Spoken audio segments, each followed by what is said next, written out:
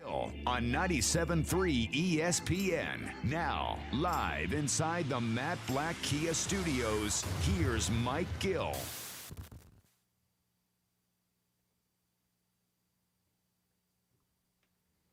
We are live on a Wednesday edition of the Sports Bash here on 97.3 ESPN, the 97.3 ESPN free mobile app. What's going on, everybody? I'm your host, Mike Gill. Josh Hennings producing today's show. You out there. Holy moly, Wednesday is here. This week's really dragging, is it not? Doug Peterson's back in town this weekend. He spoke today. Don't forget, you can listen to us on 97.3 ESPN Radio, the 97.3 ESPN free mobile app. And as always, you can now watch the show live video streaming on the 97.3 ESPN YouTube channel powered by BFA Sports. You can subscribe to the 97.3 ESPN YouTube channel or the BFA Sports YouTube channel. Get the alert every single day when we go live with the video. If you're watching the show today, we always appreciate your engagement over there. If you're listening on the radio, 609-403-0973 is the text board, 609-403-0973. And if you're listening on the free mobile app, you can message us through the Message Us feature on the app. Now, one thing is for certain. We are going to get into the Eagles and the Jaguars, and Doug Peterson's back, and he spoke today, and Nick Sirianni talked, and Jalen Hurts and his improvement. Got my NFL Find 5, Ugly 5, giving my 5 best, 5 worst teams in the league. That's all coming up today on the show. You got to start with the Phillies' loss last night. Zach Wheeler on the mound, pitched well. The team just could not get anything going offensively last night. And it's the kind of matchup, the kind of series, the kind of thing we talked about is you're playing against a bad baseball team in the Cubs. And these are sometimes the times of the season where you don't want to see these bad teams. You just take it as a rite of passage. Hey, we're going to take 2 out of 3, or we're going to get a sweep here. You got to get these next 2 because the panic button is getting hit all over the place. Philly fans are jumping off the wagon. And listen, I'm not saying I blame you. I get it. The Brewers lost last night, too. Nothing hurt, nothing really lost in this situation. The magic number's 7. You're in a no different spot than you were the day before, except for, I agree, it's frustrating.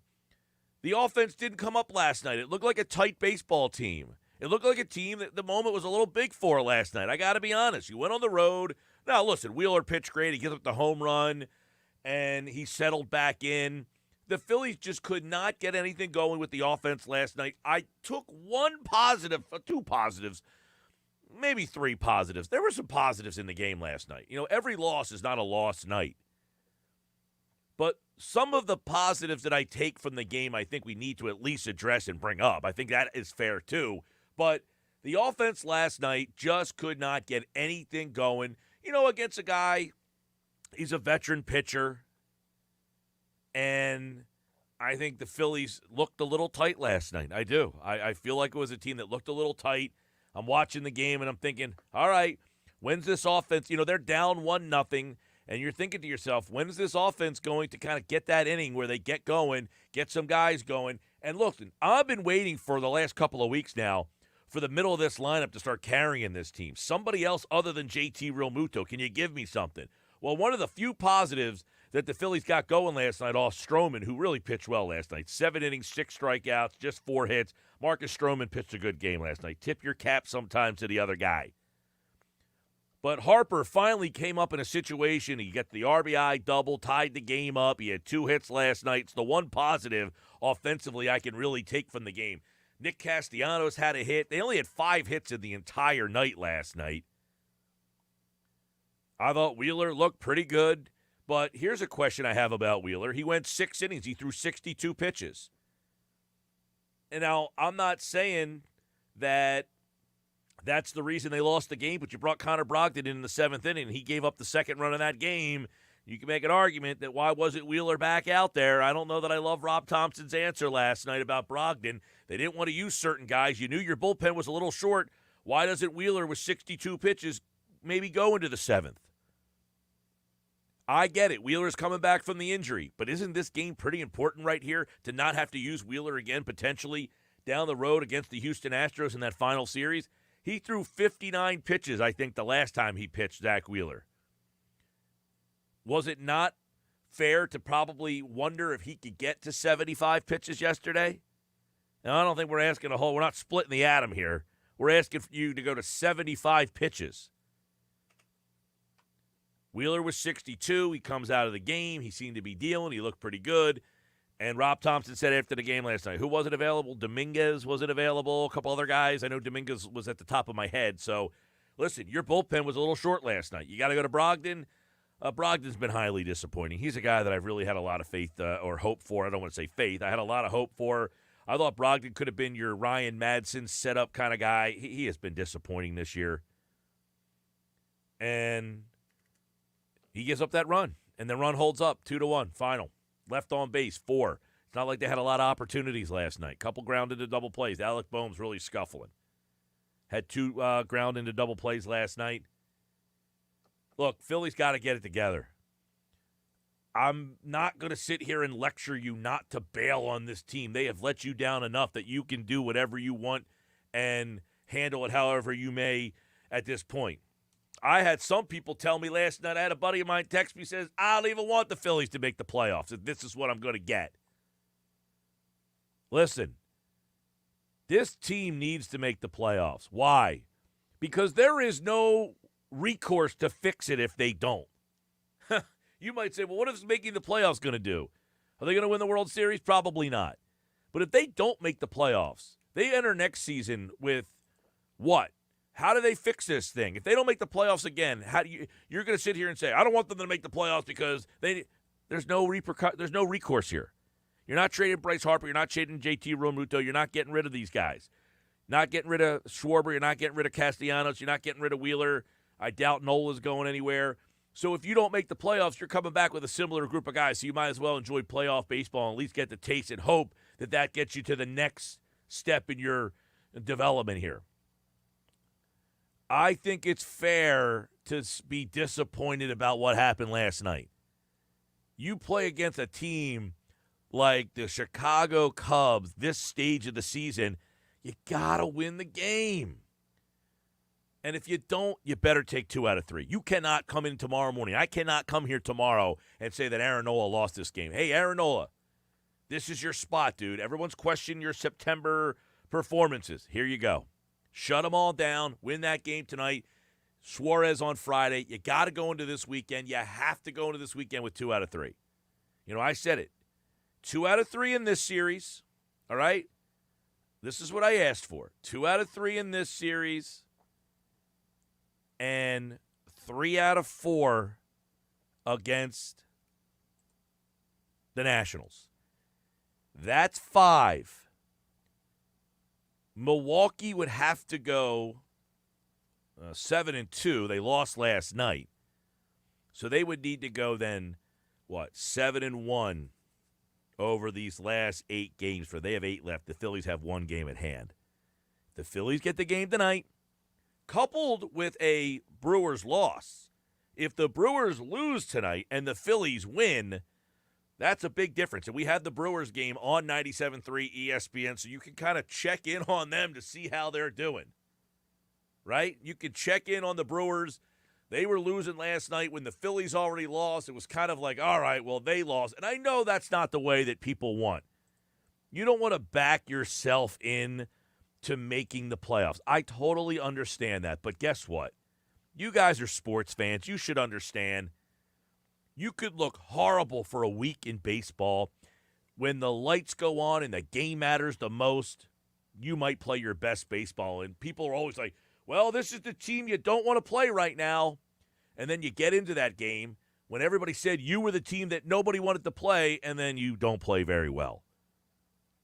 Wasn't that the Eagles last year in the NFL playoffs? Oh, they've won 6 out of 7 or whatever it was. You don't want to play the Eagles.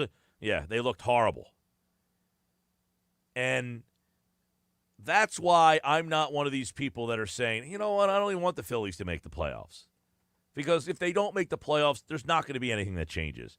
Sometimes when you don't make the playoffs, you can learn from it and kind of, all right, this is what we need.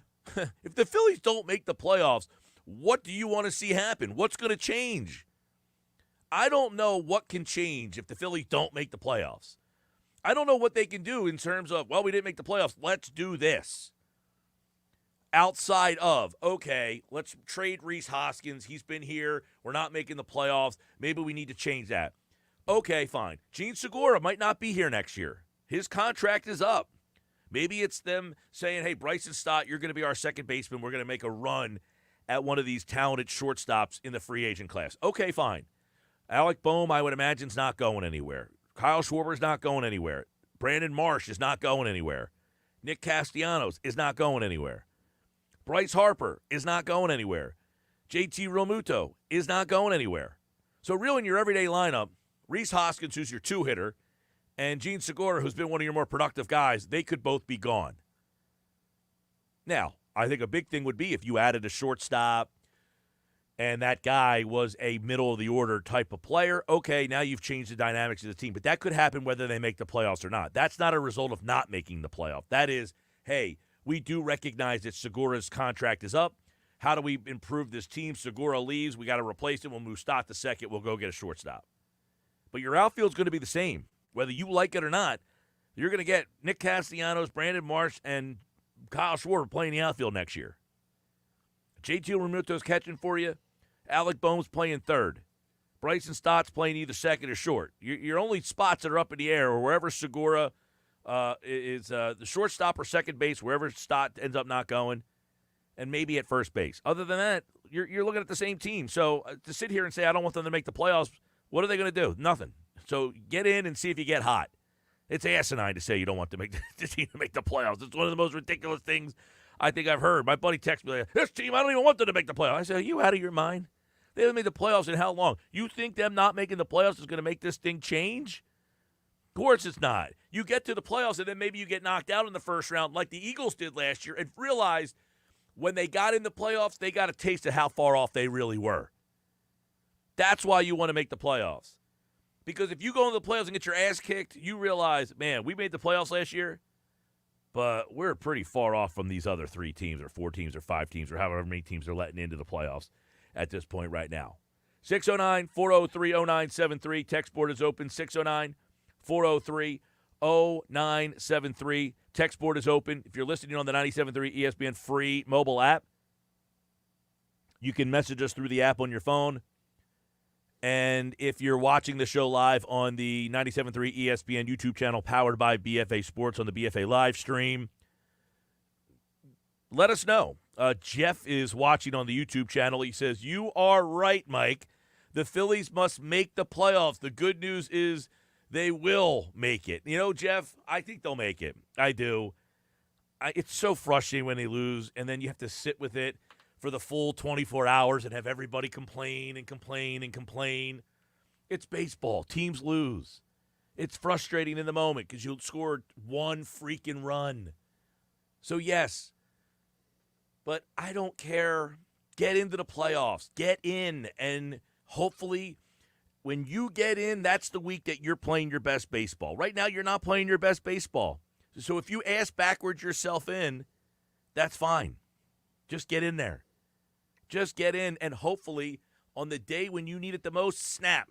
And if it doesn't happen, you now know what you stack up against. If I'm playing Atlanta in the wild card round and they beat me 2 out of 3, I know now that I'm short. If I don't make the playoffs, I know that I'm short and I can't fix it. So not making the playoff to me is a bad precedent to set. Over on the text board, Mike, Thompson wanted Brogdon to start the inning, not have to come in with possible guys on base. Bullpen is bad, exception Alvarado. The bullpen was short last night. I don't think the bullpen's been bad. Listen, the bullpen bad was in 21, 20, 19, 18. Those were bad bullpens. This bullpen is okay. It's not elite. It's not the strength of this team. The bullpen's not bad. Look, you lose a 2-1 game, you should win that game. You give up 2 runs, you can't say to the team, hey, give me 2 runs a night. If I give up 2 runs a night, I should win 90% of those games. Come on, man. The bullpen, look, Brogdon did not pitch a great inning last night, but the bullpen was not. I can't sit here and say their bullpen's been bad. Yeah, I can't blame the bullpen for the fact that we have gone now for almost 2 months without a healthy rotation. That bullpen has stepped up really big in a lot of moments. Last night, the bullpen didn't lose them the game. The bullpen did their job as far as I'm concerned.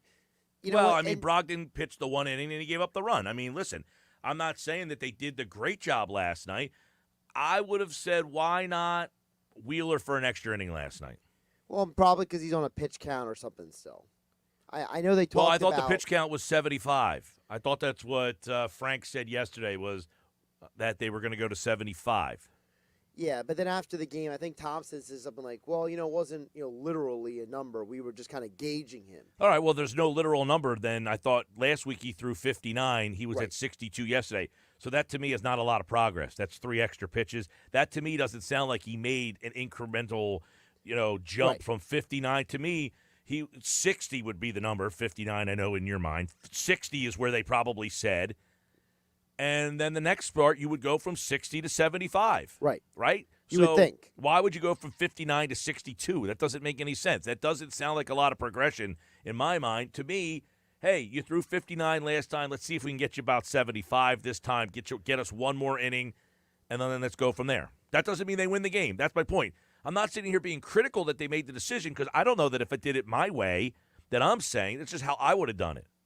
And that doesn't mean they would have won the game that way. No, it doesn't. And I think the larger question that has to be asked at this point is,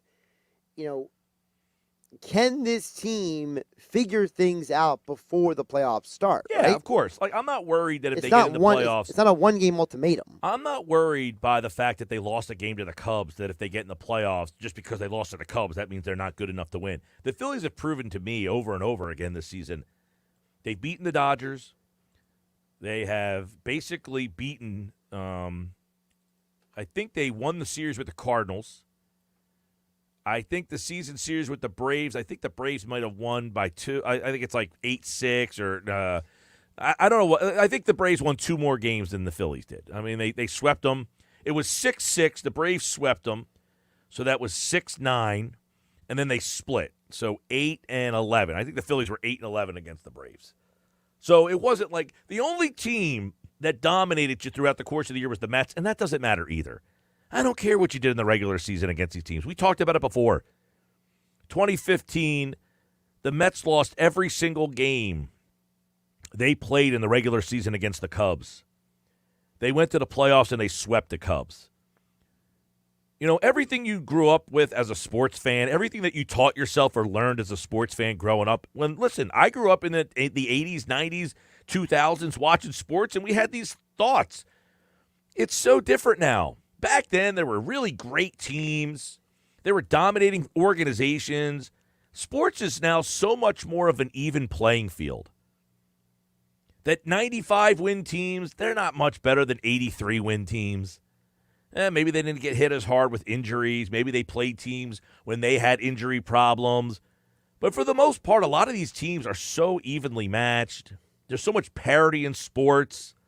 So I don't care that the Phillies, I in my mind, I go with what the ceiling is. What's the highest level of play that the Phillies can give me? And when the Phillies play their best baseball, they're just as good as the Mets. They're just as good as the Braves. They're just as good as all these teams. Their roster's got enough talent that if they play their best, they're good enough to win a game against those teams. Now, can they win a series? That I don't know. Am I going into a playoff series thinking they're the favorite in any playoff series? I don't think so. If you're the third freaking wild card team, first off, you don't deserve to be in the playoffs because 3 wild card teams is abysmal. Major League Baseball didn't need to add a third playoff team. This is ridiculous.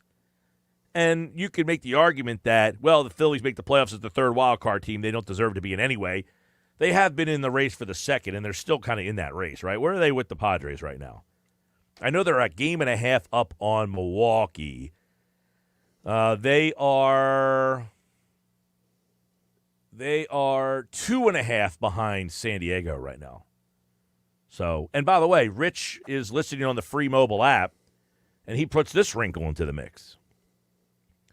The weekend forecast for heavy rain Saturday and Sunday in D.C. Not good for the Phillies and the bullpen. Interesting to see what happens with the scheduled games, Rich and Brigantine. Think about this. The Mets play the Braves in Atlanta. They're talking about a lot of rain down there. They're talking about possibly having to move that series. Rich just brought up the possibility of rain in the Northeast. you might get a possibility of a lot of rainouts and doubleheaders and all sorts of. This thing could come crashing down the stretch they come. Down the stretch they come, a sloppy track. Stumble and fumble into the finish line. Jeez, my gosh. 609-403-0973. Guys, Boma's cold, Segura's cold. Harper needs to get hot and carry them. Looked better last night. That's the one positive I took from last night. Harper had 2 hits. He had the double. He drove in the run. He finally looked like Harper. Yeah, I mean, he came up in a big spot, finally got a hit. He finally looked like a guy who was coming out of a funk a little bit. You know, watching the Phillies-Braves series last week, Olsen is in such a funk right now, and you could see that he's in a funk. The guy gets out, he strikes out, he's looking in the sky, he can't figure out, what am I doing? Bryce Harper finally got that hit last night, and he felt like, okay, all right, that's what I needed. I got that. You know, sometimes you just need that one, and I hope that's the one that gets Bryce Harper kind of off the ground and going. Mike McGarry for the Press of Atlantic City going to join us in 19 minutes from now here on the Sports Bash Live, 97.3 ESPN, the 97.3 ESPN free mobile app. What's up, everybody? I'm Mike Gill at Mike Gill Show. You know, there's a lot of ways you can listen and watch the show. You know, people keep asking me, wait, I can watch the show? Yes, go to the 97.3 ESPN YouTube channel. You all know how to get to YouTube.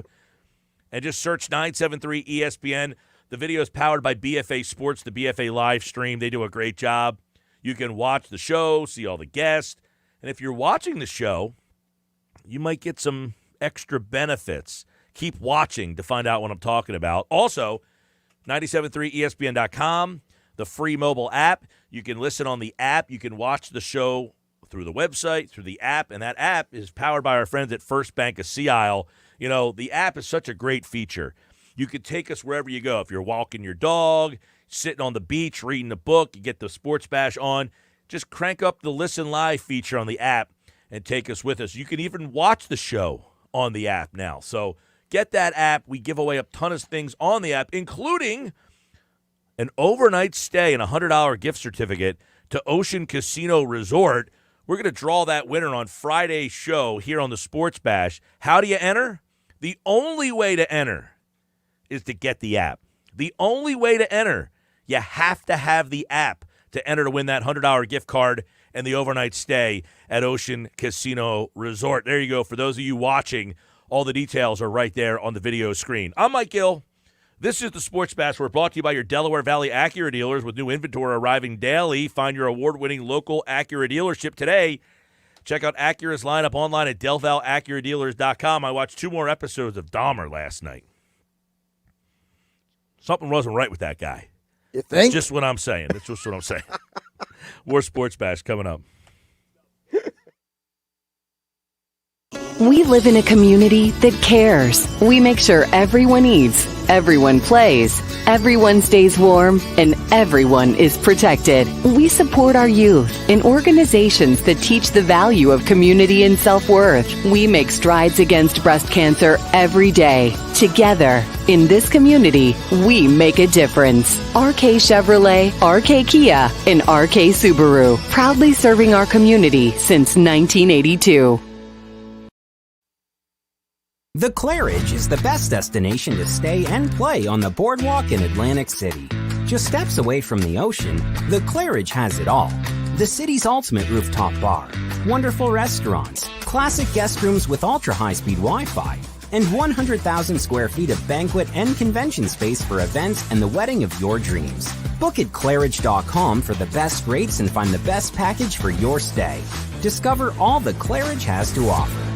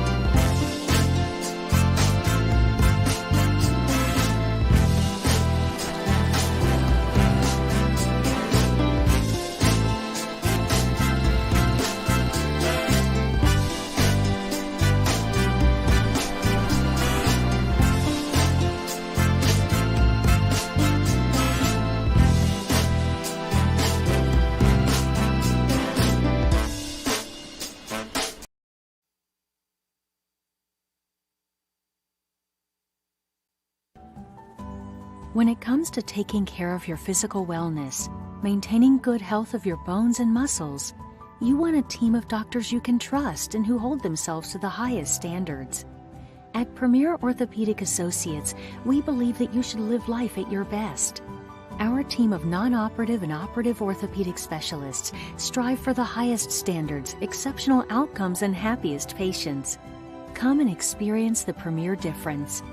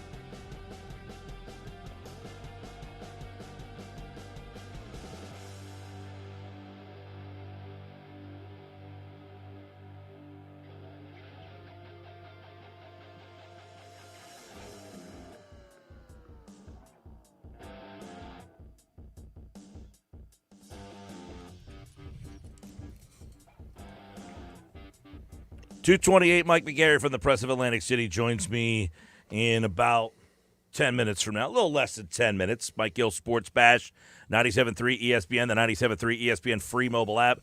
Live video streaming on the 97.3 ESPN YouTube channel powered by BFA Live Stream. Subscribe and get the live video every day. Tell your friends. Spread the word. Get us out there. Listen on the app. Download the app.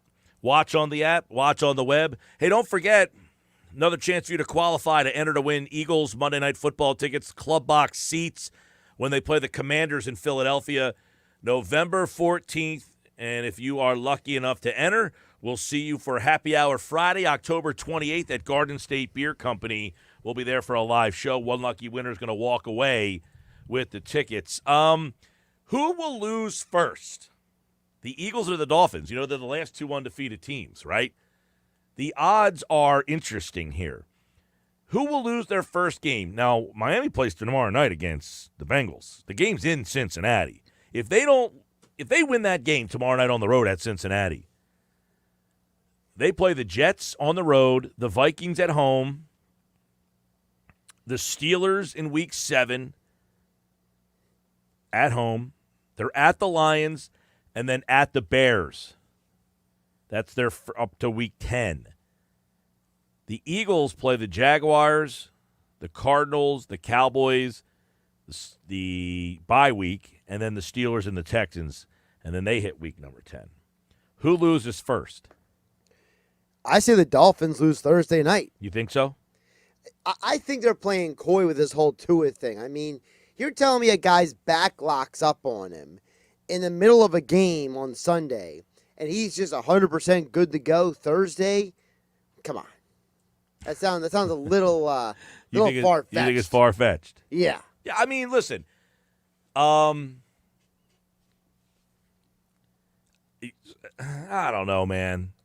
I always have this feeling about guys who are hurt, injured, might not play, yada yada. If they actually get to the point where they're out there, how many times is it noticeable that they're not the same? Like, it's like once they're out there, you're like, I didn't even know this guy was hurt. Like, he was not going to play all week long, and then he played and he had 150 yards and 2 touchdowns. I mean, it happens sometimes. Like, for example, on Sunday's Eagles game, there were 2 specific plays I remember that Dickerson did not look healthy as a blocker.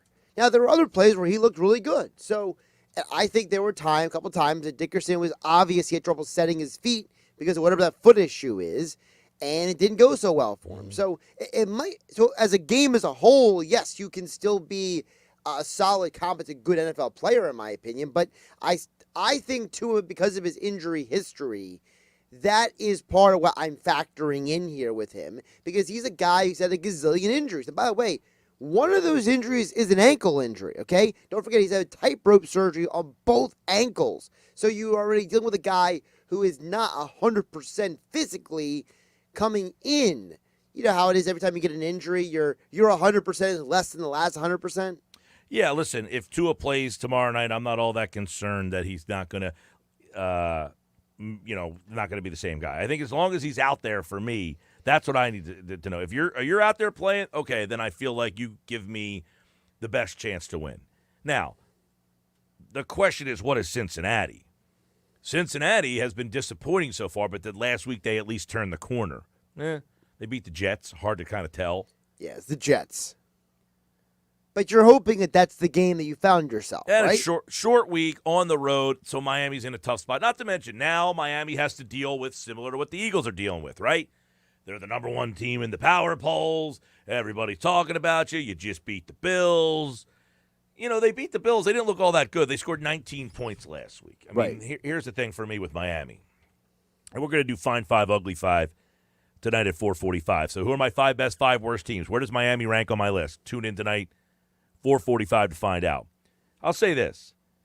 I'm not like some Miami hater, but I don't think they looked like overly impressive last week. They really struggled to win a game on the road against a team, at home, against a team that was pretty banged up last week. And I get it was the Bills.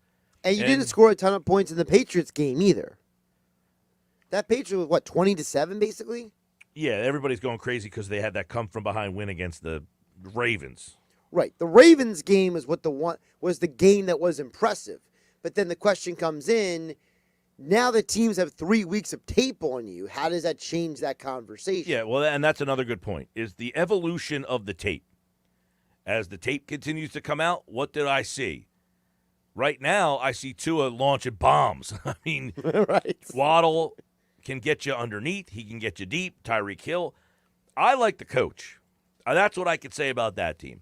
So why am I a believer in Miami? I like the coach. I think he's a very good play designer and play caller. I think McDaniel is probably in that conversation for Coach of the Year right now, him and Doug Peterson. But the question is, which guy is going to keep up this pace? Mm-hmm. Because we just mentioned with Miami, what happens if Tua doesn't play X number of games? Well, here's some coaches that might not make that conversation. The next NFL coach fired, odds are out. And who do you think is at the top of the list this week?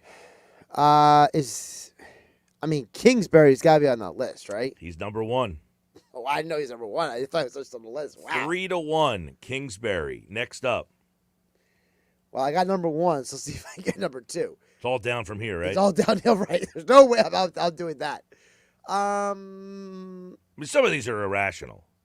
Okay, if it's irrational, I didn't say this one is. I said some of these. Some of these, okay. This one, I would say, now, they won last week, so there's a hint. Frank Reich? Nope, but he's top 5. 1, 2, 3, 4, 5. Yep, he's number 5. I'm assuming Ron Rivera's in the top 5. Rivera's 6. Okay. Matt Rule? Matt Rule's number 2. Okay. 7-2 odds. Now, they won last week, so maybe did. that took the heater off his rear end for just a little while here. Josh McDaniel was next. Dude, that situation I almost called them Oakland, the Las Vegas Raiders is bizarre, isn't it? Well, that's what I said. Isn't that a little irrational that 3 games in, you're already thinking about should you fire the well, I'm not saying they are. That Vegas is saying he's a 5-1 shot to be the next coach fired. Now, keep in mind, that doesn't mean that these guys are going to get fired in season. They could get fired after the year. Sure. The first firing could be, but is McDaniel going to be a one-and-doneer?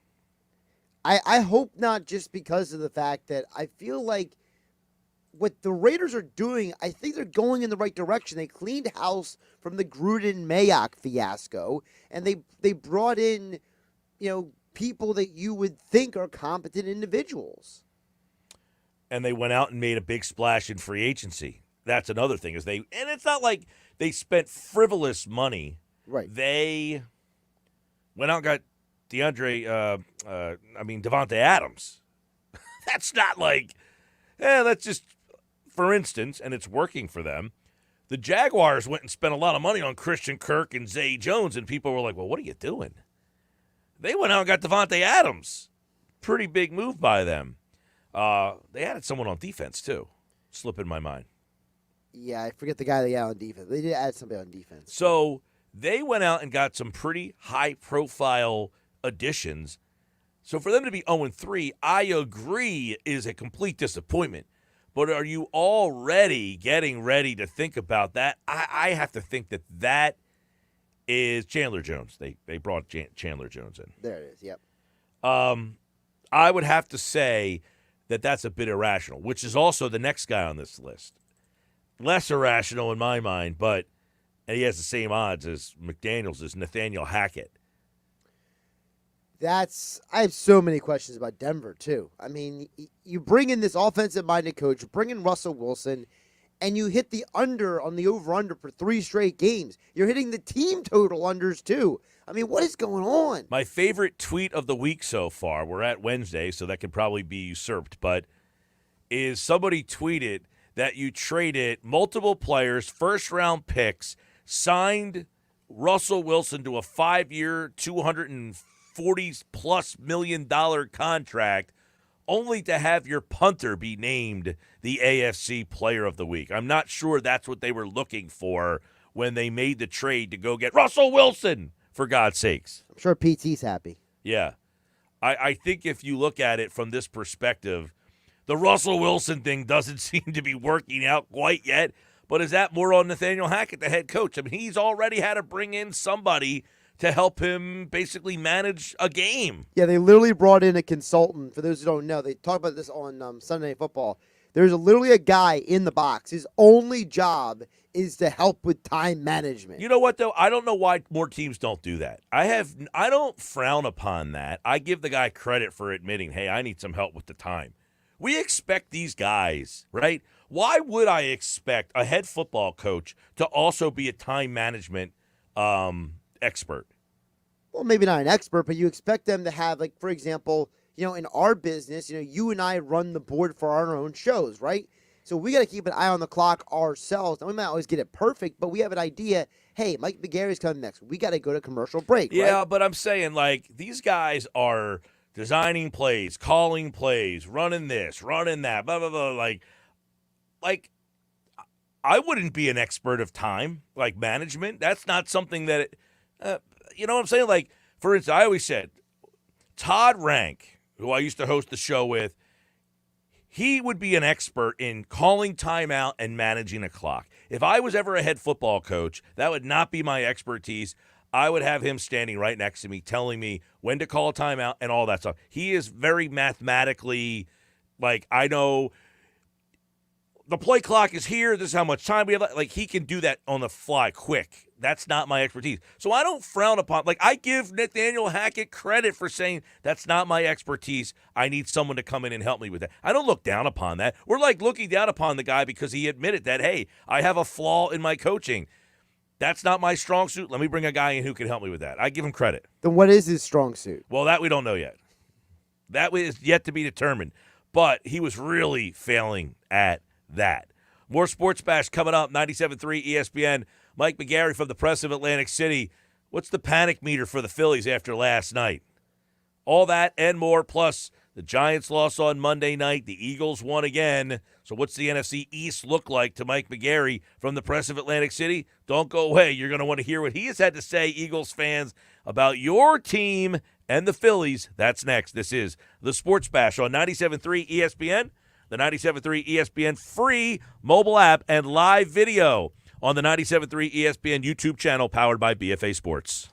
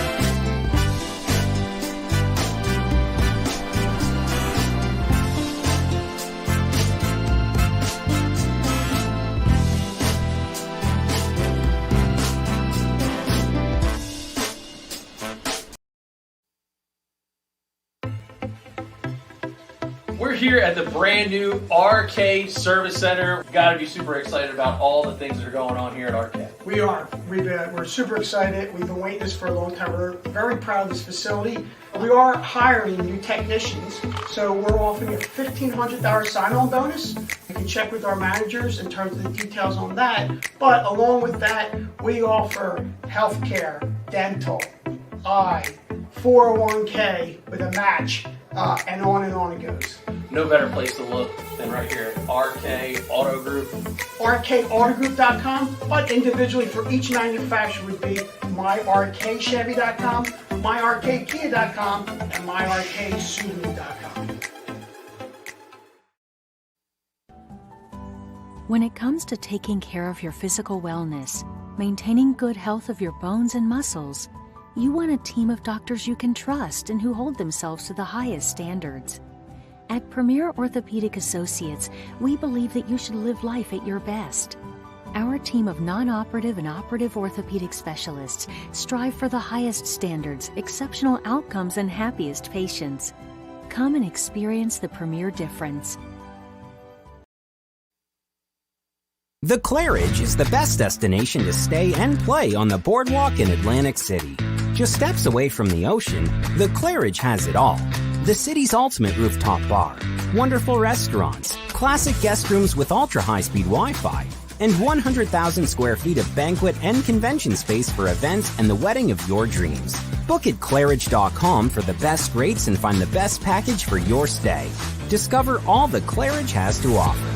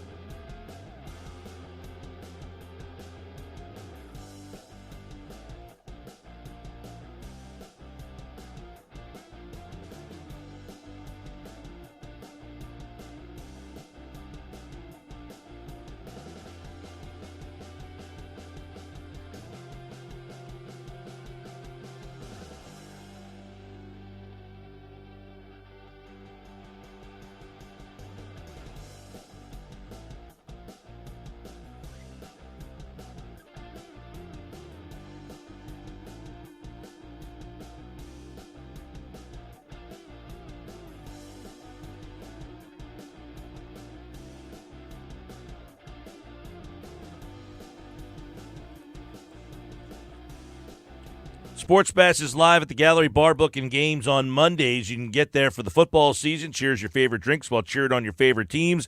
Go to the Gallery in Ocean Casino Resort. Go for the win. For more information, visit theoceanac.com. Must be 21 or older to play. Gambling problem, call 1-800-GAMBLER. Don't forget, speaking of Ocean, we're giving away a $100 gift card to Ocean Casino Resort and an overnight stay. Just go to our website, 973ESPN.com, for details. Devlin's listening in Brigantine, says, these teams have so many people on the payroll, so much money. You're 100% correct, Mike. They should have someone to assist the time management. I have no problem with Nathaniel Hackett saying, hey, I need to bring somebody in here to help me out with that aspect of the game. And I think more teams should do it. I think more coaches should have enough, swallow their pride and bring in a guy who's the time management coach. And I think you would see these games be a whole heck of a lot different on game day. Mike McGarry from the Press of Atlantic City is back. We have a lot to dive into, Mike, as the panic meter on the Phillies is at what number for you? 3. All right, you're still in there. 3, you're still in there. I still, as you know, they didn't win last night. It's a disappointing loss. You go into the Cubs, you don't hit. You lose 2-1, but Milwaukee also loses. And every day you take a day off the calendar where you're still a game and a half up, I think you're in good shape. Now, if the lead goes down to a half game, boy, then I think, the neckties start to tighten a little bit. But right now, I still like their chances of getting the playoffs, albeit probably that number 6 spot. They're 2.5 behind San Diego now. I think those hopes of getting to the 5 spot are gone. Well, I think a lot of people rather the 6 spot, actually. I heard a lot of people saying, I'd actually rather be the 6. That's neither here nor there for me. When I'm also getting a little murmurs of, Mike, and I want to get your opinion on this, I hear people say, I don't even want them to make the playoff. They don't deserve it. Well, that's absolutely ridiculous. I'm glad we're on the same page there. That's absolutely ridiculous. Time and time, it's been shown that if you get in, anything can happen.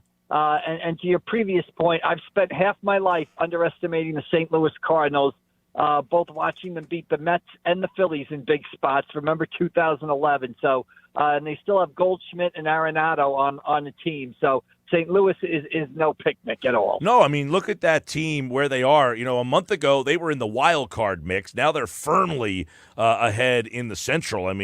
That team is, in fact, I believe they're at 90 wins right now. So Correct. They've actually Correct. pulled away from the pack here. And obviously last night, I want to get your thoughts on the Wheeler. He threw 62, threw 59, I believe, in his previous start. Did you expect that he was going to go out for another inning last night and maybe extend that number?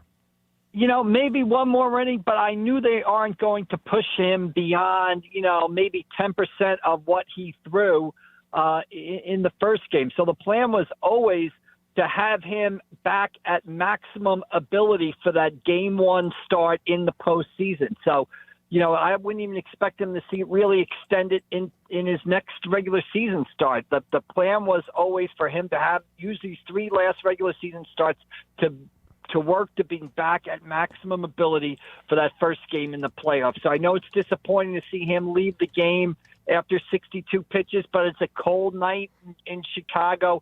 I can understand, health-wise, and I can understand them being cautious. You look up at the scoreboard, the Cardinals had jumped on the Brewers right away. You knew you weren't going to lose ground. I can see that conservative approach. I don't have a problem with it. Yeah, and last night I guess Brogdon was the guy. What was his reasoning there? Why was Brogdon the guy that got the big call in that spotlight? I thought that was a big spot in the game to go to Brogdon.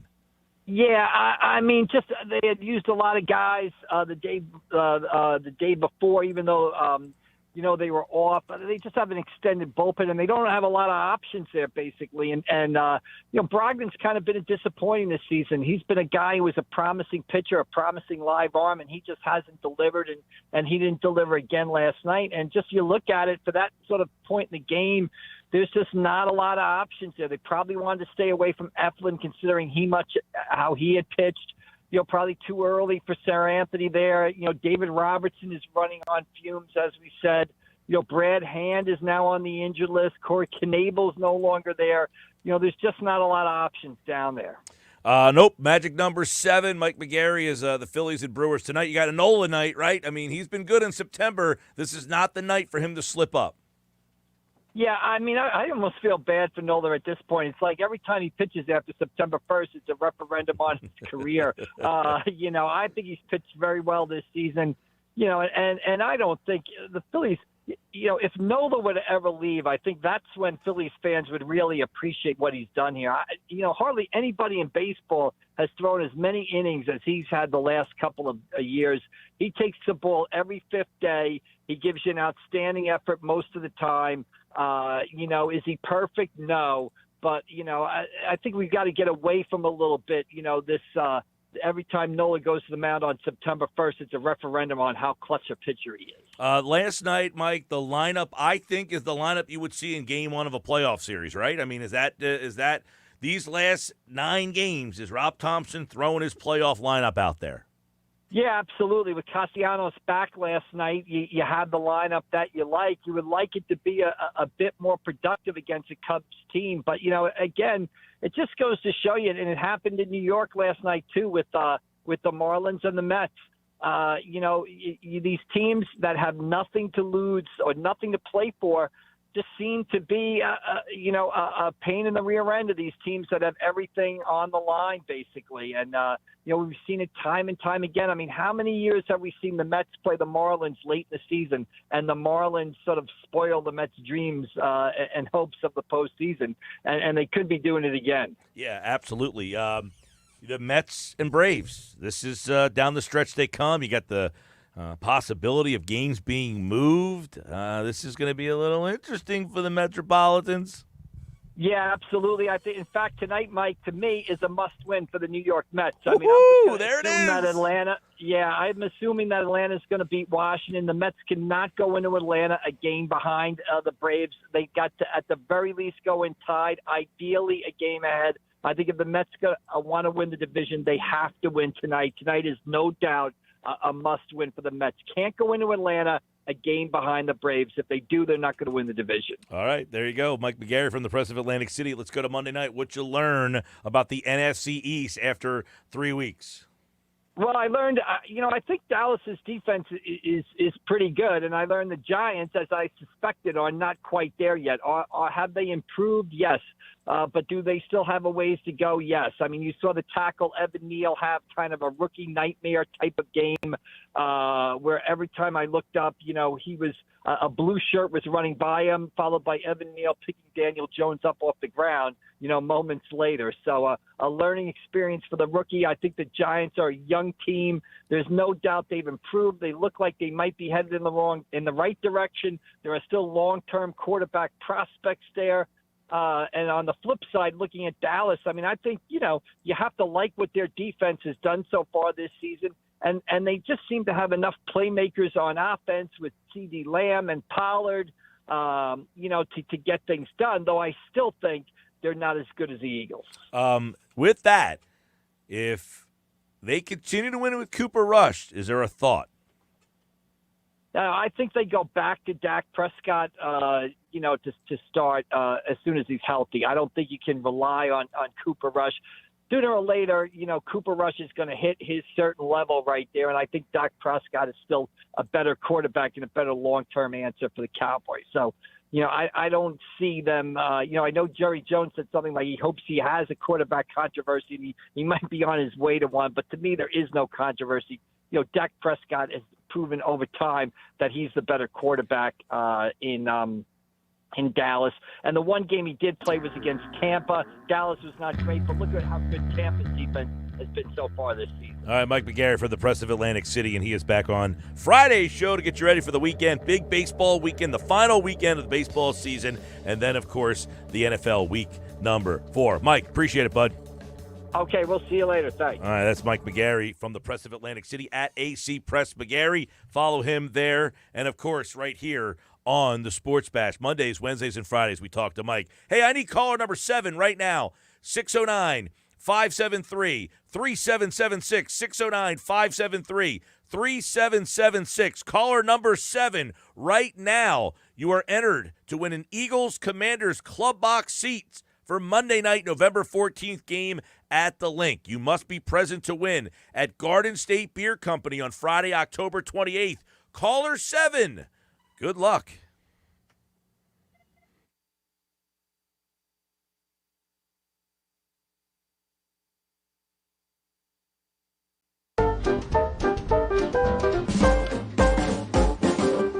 The Claridge Hotel has been around.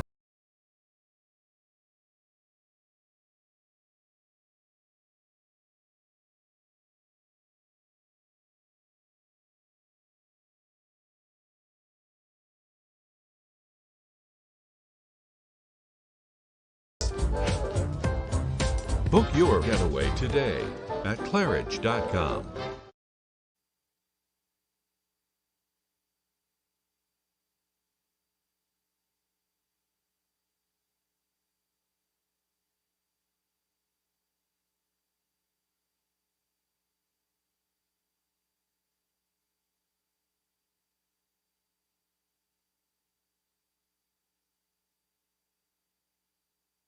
We live in a community that cares. We make sure everyone eats, everyone plays, everyone stays warm, and everyone is protected. We support our youth in organizations that teach the value of community and self-worth. We make strides against breast cancer every day. Together, in this community, we make a difference. RK Chevrolet, RK Kia, and RK Subaru, proudly serving our community since 1982.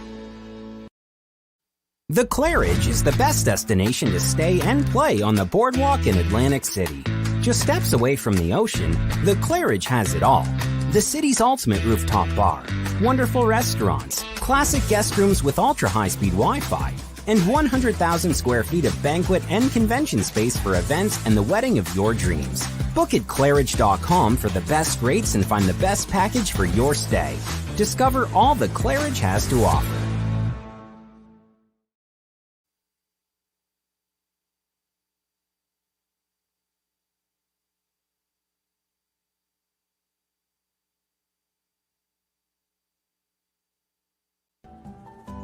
When it comes to taking care of your physical wellness, maintaining good health of your bones and muscles, you want a team of doctors you can trust and who hold themselves to the highest standards.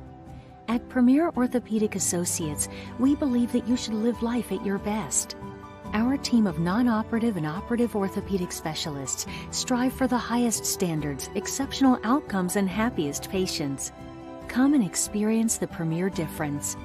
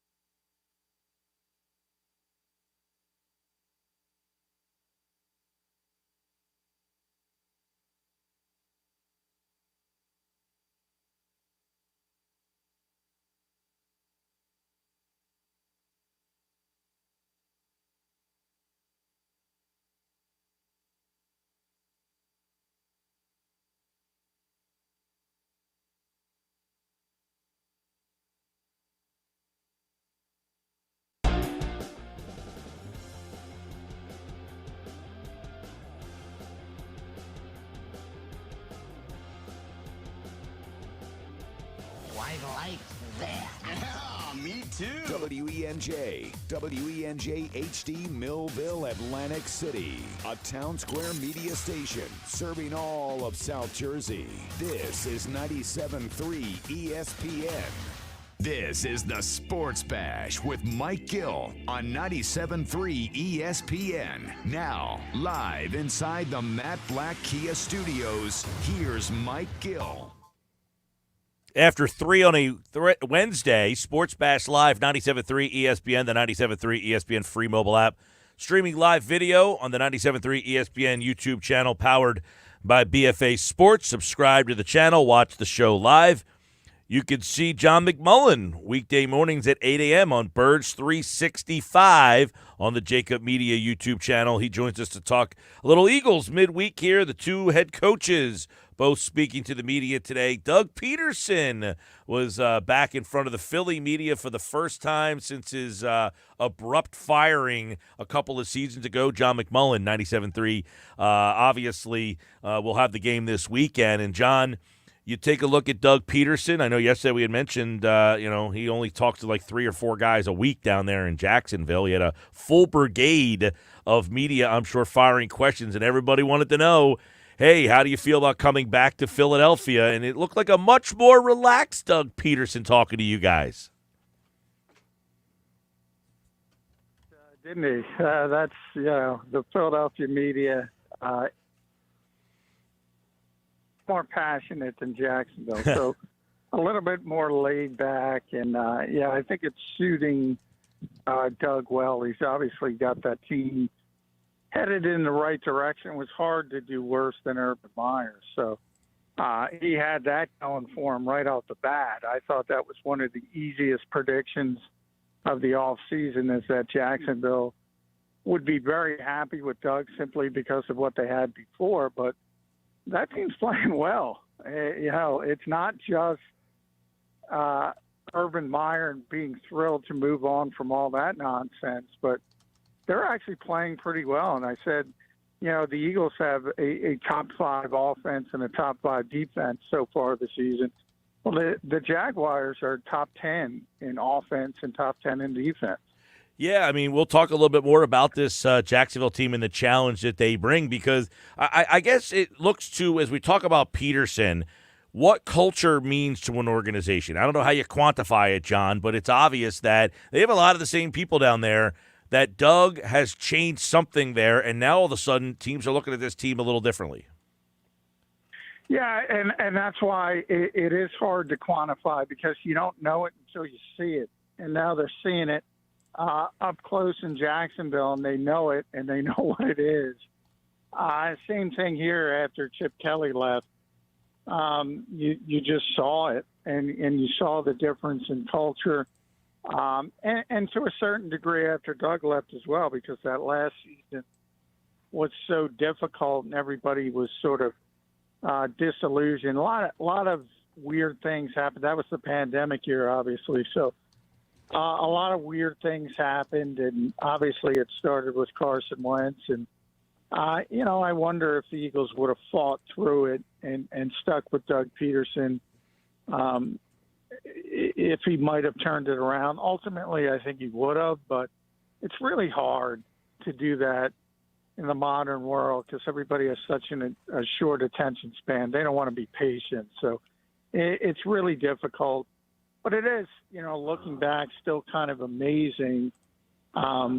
The only Super Bowl championship in this franchise's history, and they move on from the head coach so quickly afterward. You asked me a question about, or actually it was Jody this morning on Birds 365, about the tactical advantage that someone might have here. And I didn't realize, when that question was asked at me this morning, that Jacksonville's got a lot of former Eagle coaches on the staff. It's not just Doug Peterson. Mike Caldwell's down there. I think Press Taylor's down. I mean, they got a bunch of guys who had been here, and I didn't think about that in the morning while they're preparing for this Eagles team. How much is that going to be a factor this week? Yeah, Doug kind of downplayed it. I asked him, not only does he have a bunch of former Eagles coaches, but he's also got 2 guys specifically who are very, very close to Nick Sirianni. And I mean, Mike McCoy was his former boss, obviously, and hired him with the Chargers when he was the head coach there. And Jim Bob Cooter kind of came on last season when the Eagles got off to the bad start, and they thought maybe he needed more of a sounding board with a little bit more experience. So both of those guys really know Nick Sirianni well and really know what he likes to do. So typically when you would think about Jacksonville playing Philadelphia, there's not much familiarity on either side. But this time it's different. There's a lot of familiarity on both sides because, then you look at it from so many of the Eagles' veteran players. They understand what Doug's trying to accomplish, what Doug's about. And, Nick Sirianni will certainly try to tap into that. So it's going to be interesting. But I think the biggest part to me, if it matters at all, it's that Jacksonville has those guys who know Nick Sirianni so well. Now, it's not about the personnel. It's about they know where all the bones are buried with Nick Sirianni, so to speak. You asked Nick today an interesting question about elevating the quarterback, the talent around him. He's a former receiver, and how much do the receivers kind of equate to what's going on? What does he think about the role the receivers have had in Jalen Hurts' development? Yeah, I've always said it's tough for receivers because they're at the mercy of the vehicle getting them the football. So I do think it's rare where a receiver can elevate a quarterback, whereas vice versa, it happens all the time. I think you see it happen every year virtually in Green Bay especially. But this year I've seen it up close with A.J. Brown. I mean, he's just made this offense better as sort of the final linchpin. They already had the great offensive line.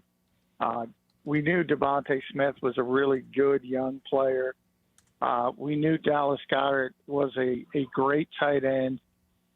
We knew about the running game and the +1 that Jalen Hurts offers it. But getting that final piece has turned this team from an offense that made explosive. They led the league in explosive plays last year. I don't know if people realize that. But a lot of that had to do with Jalen Hurts and his off-schedule ability. They weren't consistent. Now they're consistent. And it's a very small sample size, and we'll see if they can keep it up. But they're more consistent. They have more things. And I know people are going to point, well, they haven't scored in the fourth quarter, haven't done anything in the second half. But we talked about that. The games were over. They were over. And that, to me, is human nature, and that's what the lull was about. If they were pressed, you got the feeling that they would just turn it back on and do what they needed to do in both of those games against Minnesota and Washington. Now, John Hightower signed today with the Chargers practice squad, kind of frivolous information there. But my question is, Hightower and Watkins were drafted in the same draft. As a rookie, Hightower got more playing time than Watkins. Where and how and kind of did that flip? That, you got a new coaching staff. Did they just value Watkins? I mean, because it looked like Hightower was going to be this deep threat. He had some speed, 16 yards, almost 17 yards a catch as a rookie. So when did that kind of flip roles that Hightower fell behind Watkins? Because as a rookie, Watkins rarely played, and it was Hightower that was getting the playing time. Yeah, I think it was just, when John got his opportunities, he didn't make the most out of them. There were a number of drops, a number of mistakes. And, when you're a lower round draft choice, then all of a sudden you get an opportunity. It might be only a slim chance to sort of kick the door open. And if the ball comes your way, you better do something with it. You better make a catch. You remember the spin move Quez had on sort of a quick wide receiver screen as a rookie, and everybody said, wow, where did that come from? And I think, he made the most of his opportunities, and he slowly started to usurp John Hightower. And that's sort of how it happens for every sixth-round pick. You're not going to get, you're not going to walk in the door as a sixth-round pick and play right away. And if you do, you're probably on a bad football team. You're probably on a team with a ton of injuries. And when the door opens, you gotta make plays. And Quez has been able to do that. I do think, I do think people go a little bit too far with Quez Watkins. I think he's not the most well-rounded receiver. But that's the beauty, again, of A.J. Brown. Now you have A.J., you have Devontae, and you have Quez Watkins as your three, and you can tell Quez Watkins, all right, just go blow the top off the defense. You don't have to do much else. He's never going to see a double team. And you saw it in Washington. He didn't get the football, but he drew 2 pass interferences that the Eagles count as explosive plays. So, he's a home run threat. He can run, and the Eagles can use him. If you go back to the spring, Mike, and the Eagles were trying to sell before they got A.J. Brown that he would be a good wide receiver too, I disagreed with them. I said it all the time. I said, it's not going to work. We'll never know. I don't think it would have worked, but they don't need it now. And that's what A.J. Brown has done for this offense. Yeah, he has certainly added a dimension to this offense. And then Devonta Smith. I mean, what does he have? The most catches, targets, something like that in the league. And we were talking about after the first week. I wasn't, you weren't. But, hey, he didn't get any targets. Well, he's now, I think he has the most catches and the most targets in the league right now. Well, he did. I think he was targeted 4 times in the opener, but they couldn't get him the football. So it was a little bit weird. And even Shane Steichen said it after that game. It was like, if you would have told me in a million years that Devonta Smith didn't get a catch, I would have said you were crazy. So the Eagles were very cognizant of needing to get the football to Devonta Smith after that opener. And sure enough, the first play against Minnesota was a pass to Devonta Smith. So they were well aware of it. But, if nobody's going to cover A.J. Brown, and that's what happened in the Detroit game, there's no reason to go away from A.J. Brown. But I think we all knew, at some point people were going to double team A.J., and that was going to leave opportunities for others. Yeah, and it seems that the others are picking up the slack here. John McMullen, Birds 365. I want to get some conversation about this defense. I had mentioned this morning the role T.J. Edwards is having with this defense. And, how about the ability for the linebackers to not be such a weakness for this team? How has that really added to what we're seeing from this defense? Yeah, that's one where we talk about Quez Watkins. You talk about T.J. Edwards. He came in, he wasn't even drafted. And, he told me a while ago that when he first got here, he was 9th on the depth chart, 9th. So, not much was expected of T.J. Edwards. And, he made the team as a rookie, and he just kept getting better and better and better.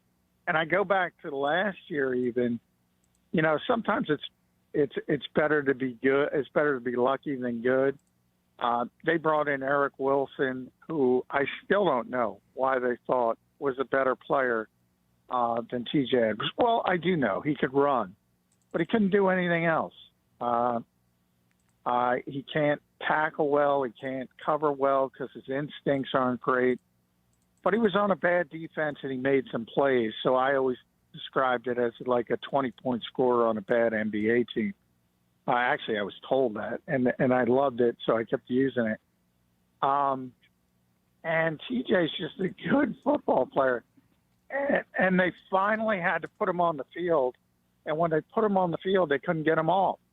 And it's continued until this very day. And I think a lot of people, Mike, don't realize that, TJ was second in the Butkus Award voting in college. He was second to Roquan Smith. He was a great college player, but he ran a 4.87. He had a bad day when he had to have a good day. Mm-hmm.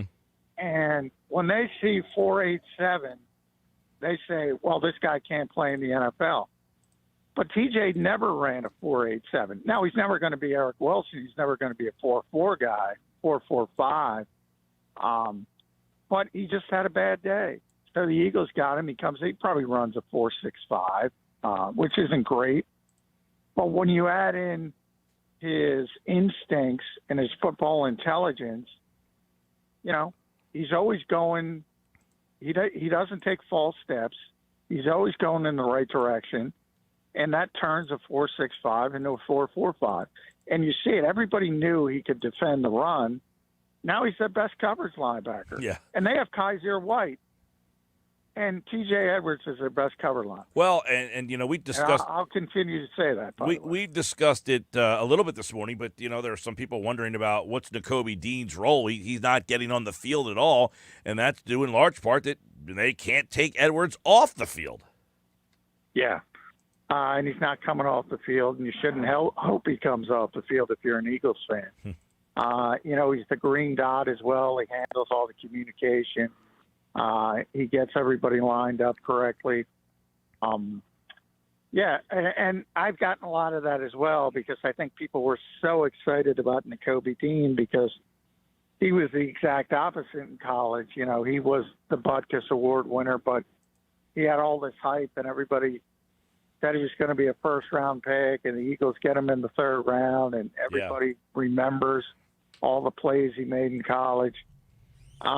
It's the best case scenario for the Eagles because they're probably not going to be able to keep TJ and Kaiser. So, he gets to sort of intern for a season, and then he'd be penciled in as a starter for next season, more likely at weak side, which is better for Nakobe Dean because he doesn't have size to play middle linebacker. So it's working out very well for the Eagles. Hey, one question I want to get your opinion on. You're there. You get a good chance to see these guys a little bit more up close and personal. But Brandon Graham, Fletcher Cox, Javon Hargrave, guys who were veterans, we had questions on whether they're the same players. Are they running out of gas? Are these guys at the end of the road? Are you seeing guys whose plays improved? Are especially like Fletcher and Brandon, who Brandon's coming off the injury. Fletcher, people were wondering, where are those guys at in your mind right now? Well, I think the fact that Brandon is coming off the Achilles and he's 34 years old. I think the Eagles are very cognizant of, sort of putting him on a pitch count and better. Keeping their eye on his rep count. So I think in a weird way that's kind of helped him because he was typically pre-injury a guy who played a ton, and defensive line is a position where, it's really tough to go run after the quarterback play after play after play after play. And Fletcher's in this category as well. The Eagles will talk almost every year, even back when Doug and Jim Schwartz were here, about trying to get his rep count down a little bit to help preserve him, not only for later in the season, but for years to come. But he was too good. And they, every time they would get in the guts of the game and they'd say, we need Fletch out there. We need BG out there. So I think the fact that they've, and especially in Brandon's case, they're very, very disciplined, or they have been to this point about his rep count. I think that's helped him. I think Fletcher, and he mentioned this last week, changed his diet a little bit. I think he started to realize now that he's post 30, he's not 23 anymore, and he's got to do a few more things maintenance-wise. To keep himself at an optimum level. I think he's playing better as well. We'll see if it can continue through 17 games. Yeah.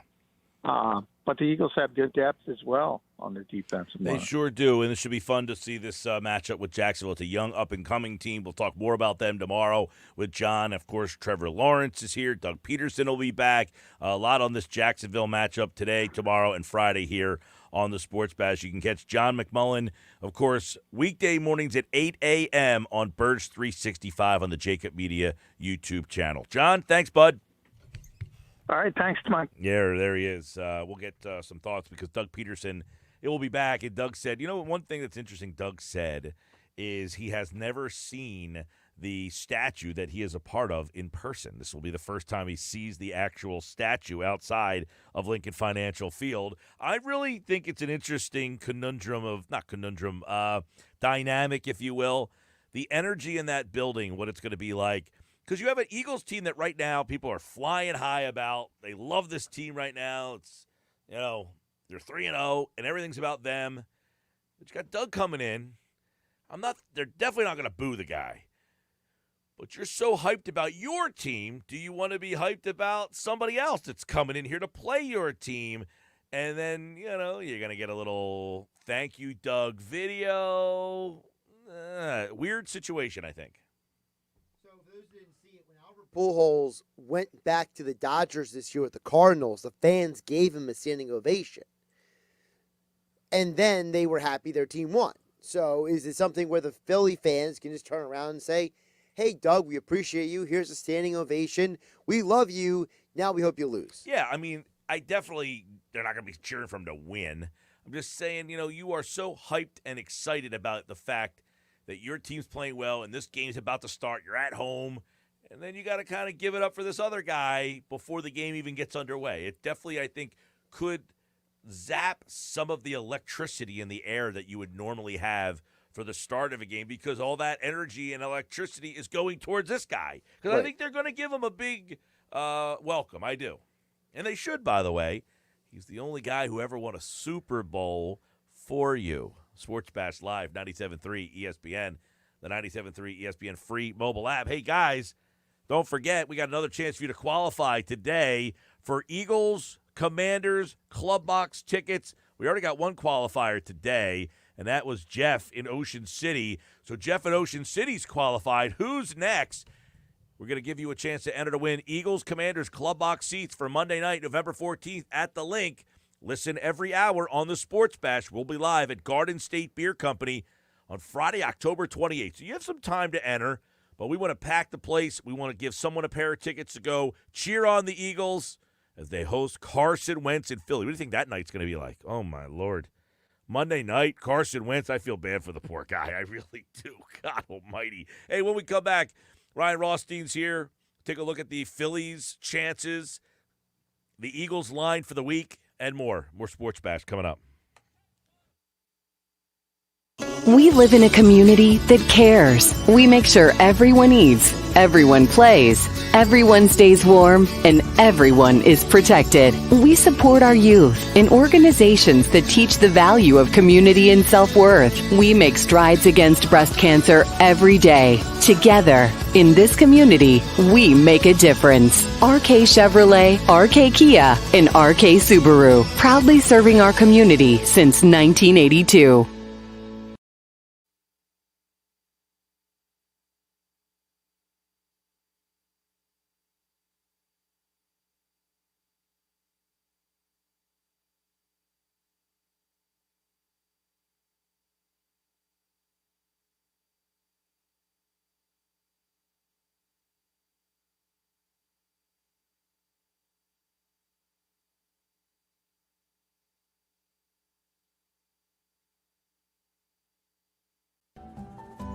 When it comes to taking care of your physical wellness, maintaining good health of your bones and muscles, you want a team of doctors you can trust and who hold themselves to the highest standards. At Premier Orthopedic Associates, we believe that you should live life at your best. Our team of non-operative and operative orthopedic specialists strive for the highest standards, exceptional outcomes, and happiest patients. Come and experience the Premier difference.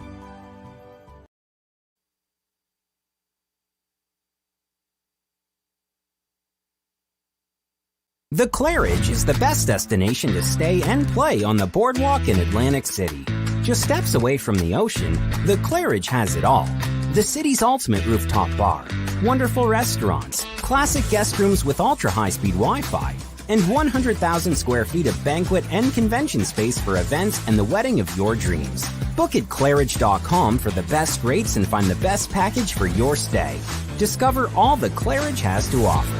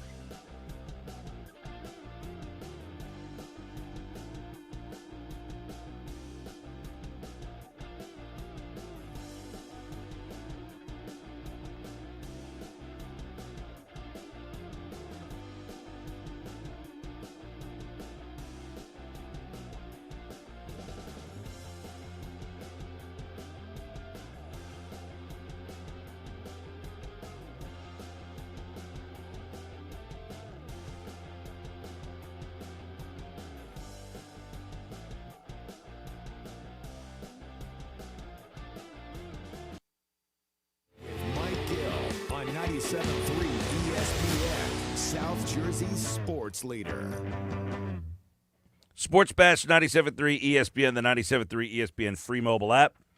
I'm Mike Gill from my friends at Ambient Comfort Heating Cooling Professionals. Is there anything better than the beginning of football season? Well, we're 4 weeks in, so it's time for you to tackle those home improvement issues that you put off during the summer. Feels like summer's done. So check into the heating system. You need to call my friends at Ambient Comfort Heating Cooling Professionals for their $79, or as I call it, football season tune-up special for new customers. For just $79, Ambient Comfort will check and clean your system to make sure it's running safe at max efficiency. It'll get you through those cold winter months regardless of who originally installed it. If your bills were too high last winter, maintenance or a new system from Ambient Comfort will help with those rising energy costs for your family. From Ambient Comfort, choose comfort for your family. Go to ambientcomfortnj.com. That's ambientcomfortnj.com, or call 609-568-0000. 0955 for their $79 heater or furnace tune-up. Tell them Mike Gill from the Sports Bass sent you. And I hate the thought of the cold months coming, but so far this is my kind of weather, and it feels like week 4 of the NFL is here. We're about to hit the quarter pole now as Ryan Rothstein from the Philadelphia City Cast joins us right now on the Sports Bass Live 97.3 ESPN as Eagles 3-0. Most power polls have them at 1 or 2 in the top. They're the one of 2 undefeated teams. Are we looking at one of the top, 2 to 3 teams in all of football? Through 3 games, right? Is it sustainable? The NFL is so. I was listening to you yesterday a little bit, MG, and I heard you at some point in the show say the NFL is just so average and wide open. I'm paraphrasing, but I'm sure you remember what I'm referencing. Yeah, I guess is my answer, because I look at the NFL right now and I'm not afraid of anyone, right? I mean, in recent years, parity has been the word to describe the National Football League, MG, but I think this season more than ever, there's really no team that you look at and say, man, you know what? That team is head and shoulders above everyone else. It feels like the Eagles are top 2 through 3 games, and it also feels like you can sort of pick a card, any card, and you could see any team on either side making a playoff run, can't you? Yeah, that's the thing and this is why I feel that the Eagles story is an interesting one. Is in a league where parity rules and games are 1-point games and they come down to the wire and it's, the unders are hitting everywhere and teams are very close.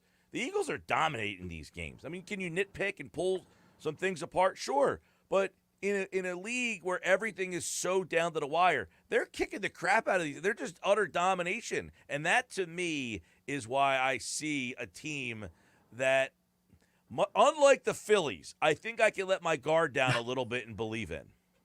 Yes. Well, if you use the Phillies for comparison, I don't know how good of a reference that is. I'm saying, my point is Phillies is a team I can't put my trust and belief in. Yes. The Eagles, I feel like I can let my guard down a little bit and enjoy the ride. I feel like this is going to be a fun season. Are they going to win the Super Bowl?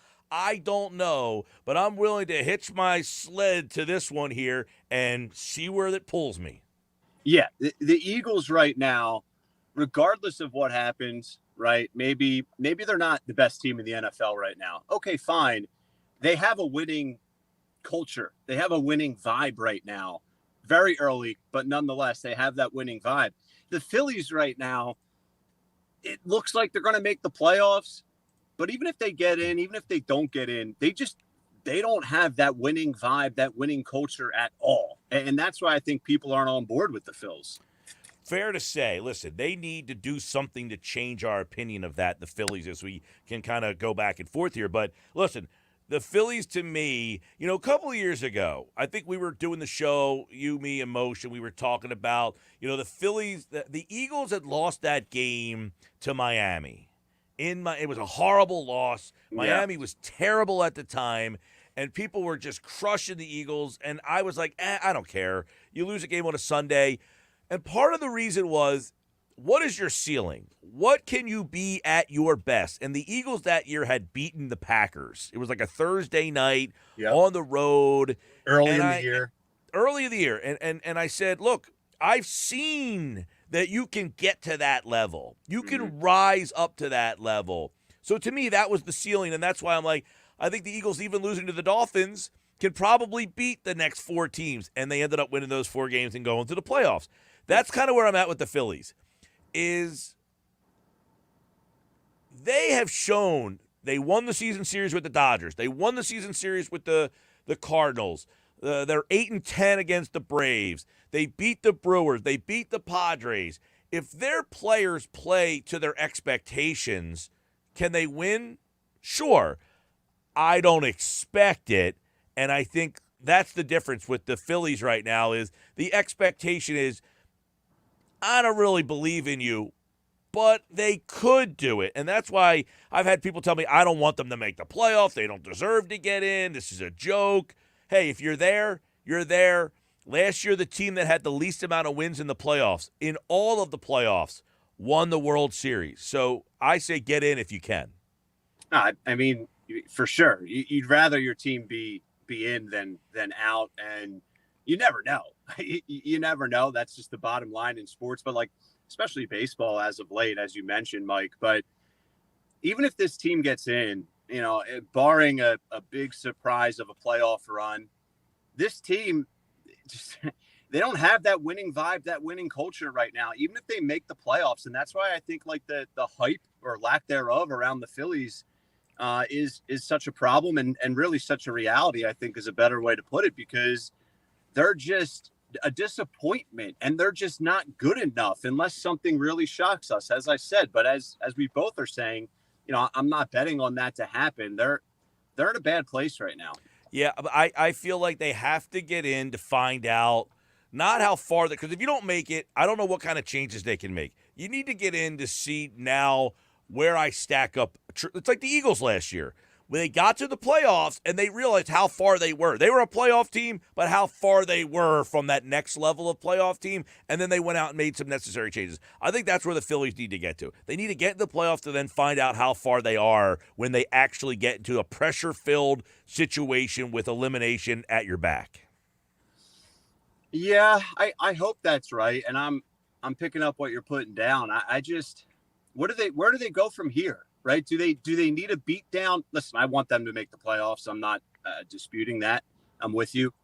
But where do they go from here? Right? What do they do this offseason? They have all this payroll. They have all these big names.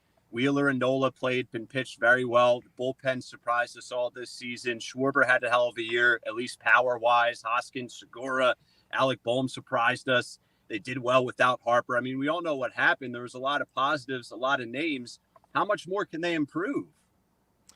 Talked about it in the first hour. That's the problem. If they don't make the playoffs, it's not one of those eye-opening things of, we didn't make the playoffs, we need to make big changes. There's not big changes to make on this team. You're almost rolling it back. So you might as well just take the opportunity to get in the playoffs. That gives you at least the taste to feel like, all right, we were there, and we got a chance to see what we're lacking. You know what I'm saying? Yeah, I do. I just feel like they're lacking not that they're lacking so much, but they're just such an enigma, a mystery right now, as far as like what they're producing and what their ceiling is. No one really knows, I guess.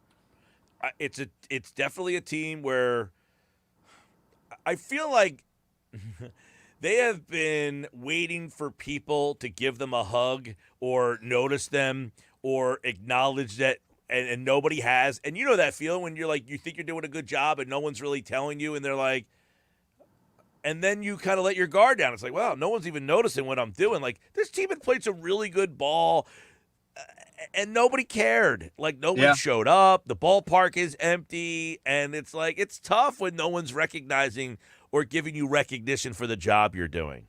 I agree. And, but isn't that sort of the bed that they made, and they're lying in, whether that's fair or foul, right? Over the past decade of failures or disappointments. No doubt. And I guess we have to ask ourselves as fans, because we like to give ourselves credit. We're a fan base. And what role do we play in their success and or failure? Like the lack of support. Is that part of the reason why this team has kind of lost some focus maybe down the stretch that, hey, we're playing well and no one's here? Like, maybe that doesn't factor in at all. I don't know. Yeah, no, I mean, I think that's fair. It's, what did I see? Is their number to get in? It's 7 games. Am I right with 7. that? Yep. Yeah, 7. 7. Now, this is going to sound like an idiotic statement, but bear with me. 7 games is a lot, right? Like, the season's over. We're in like the final stretch of baseball. The Phillies have 9 left. The Brewers have 8. Right. So 7 to 9 games. That's half an NFL season, right? Like, so for the fans that haven't been on board yet, I feel like fans who haven't been are just starting to get on board, because it's like, all right, there's 7, right? Like, now I know there's 7 wins needed. Now it's interesting. And that's still a lot of baseball. Like, I know it isn't, but it also is. I think my point is for the average casual fan. Listen, they win tonight and the Brewers lose tonight, That is a huge difference maker. Yeah. Last night they both lost, so you didn't really gain or lose anything. But a win tonight, they play the Cardinals tonight. You play the Cubs. They have a pretty easy stretch coming up after this. The Phillies stretch is pretty easy as well, but you have those 3 games against the Astros that are looming still. You do not want to get there and have them mean anything. That's all I'll say. This is one of the strangest teams, I think, in Philly history, because are people even going to care if and when they get in the playoff? Like, it's so weird. Yeah, I think so. The ballpark will be filled. The place will be nuts. Filled. And people will act like they've been on board all season long. I guess, right? I know the park will be sold out. I'm not questioning that. It's just like it's just such a weird vibe. I could never see a scenario where a Philadelphia, well, I guess I take that back. Like a playoff game in Philadelphia, I can't see a scenario where a playoff game in Philly would not be sold out, but I don't know. I mean, the overall mentality from the fan base. I know it will be sold out. I know people will be watching. But it's almost like, right? Like we're just going to wait until they lose, and then everyone's going to just complain and, moan about, what they need to do in the offseason. It's a big offseason for Dombrowski, either way. I got some interesting bets for the weekend that I want to throw, some prop stuff, get some thoughts on the numbers for you. Sports Bash Live, 97.3 ESPN, the 97.3 ESPN free mobile app. That's Ryan Rothstein. He's the host of the Philadelphia CityCast. At Wise Rye, you can download the podcast 5 days a week. Apple Podcasts, Google Podcasts, Spotify. I got a very interesting prop bet having to do with the Eagles game this weekend and the television broadcast. I'll throw that out there. Think about it. I'm coming back with that. Don't forget, download the 97.3 ESPN free mobile app. It's free in the Apple Store, Google Play. You can watch the show live on the app, on the website, thanks to BFA Sports. More Sports Bash coming up and another chance for you to qualify for those Eagles Commanders Monday Night Football club box seats. Listen this hour for another cue to call. More Sports Bash coming up.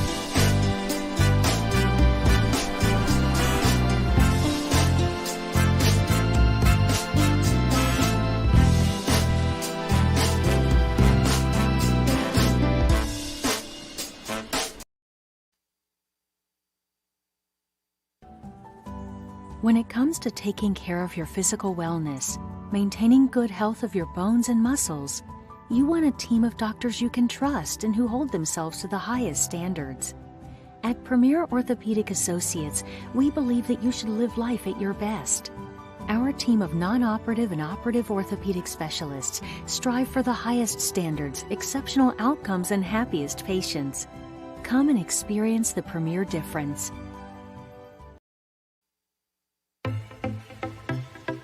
We're here at the brand new RK Service Center. Got to be super excited about all the things that are going on here at RK. We are. We're super excited. We've been waiting this for a long time. We're very proud of this facility. We are hiring new technicians, so we're offering a $1,500 sign-on bonus. You can check with our managers in terms of the details on that. But along with that, we offer healthcare, dental, eye, 401k with a match, and on it goes. No better place to look than right here at RK Auto Group. RKAutogroup.com, but individually for each manufacturer would be myrkchevy.com, myrkkia.com, and myrksubaru.com. The Claridge is the best destination to stay and play on the boardwalk in Atlantic City. Just steps away from the ocean, the Claridge has it all. The city's ultimate rooftop bar, wonderful restaurants, classic guest rooms with ultra-high-speed Wi-Fi, and 100,000 square feet of banquet and convention space for events and the wedding of your dreams. Book at Claridge.com for the best rates and find the best package for your stay. Discover all the Claridge has to offer.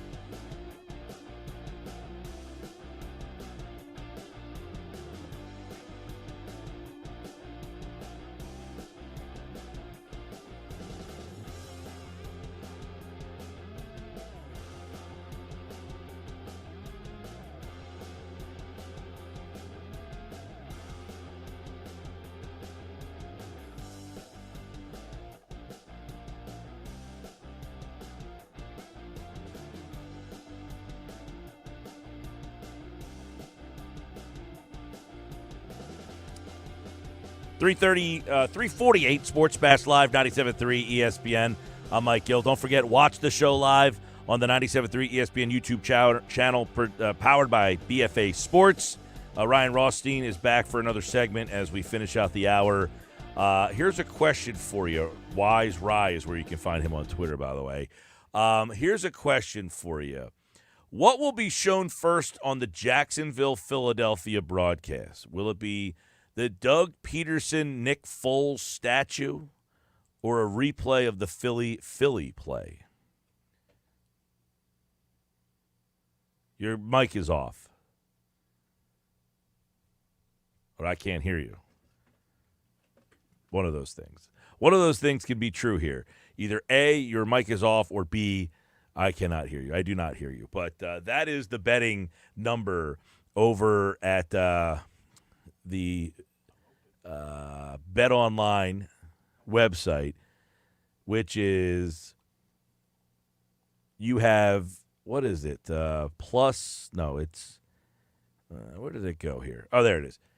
What will be shown first on the Jacksonville-Philadelphia broadcast? Is it Peterson Foles statue minus 300 or Philly plus 200? Now, I would imagine that it would be the statue. Why? So if you could bet this, the odds aren't great, by the way. It's like minus what? Minus 300, 1-3. Philly play plus 200. Peterson made reference to the statue earlier today. There he is. All right, we definitely hear you now. So did you hear my question? I did. Yeah, okay. The statue or the Philly play. I have an answer. Yeah. I gave my answer. What would your answer be? It has to be the statue, because I would imagine as the broadcast opens up, they'll like pan across to the statue, and the Philly play will be once the game is started. That's my prediction. Well, he made reference to the statue today. Like he said, he has never seen it before in person. So I would imagine, because he made reference to it, that would be the first thing that they show. Yeah, it has to be. I mean, that's the story is him coming back, and he has a freaking statue. So I would imagine that's going to be shown pretty quickly.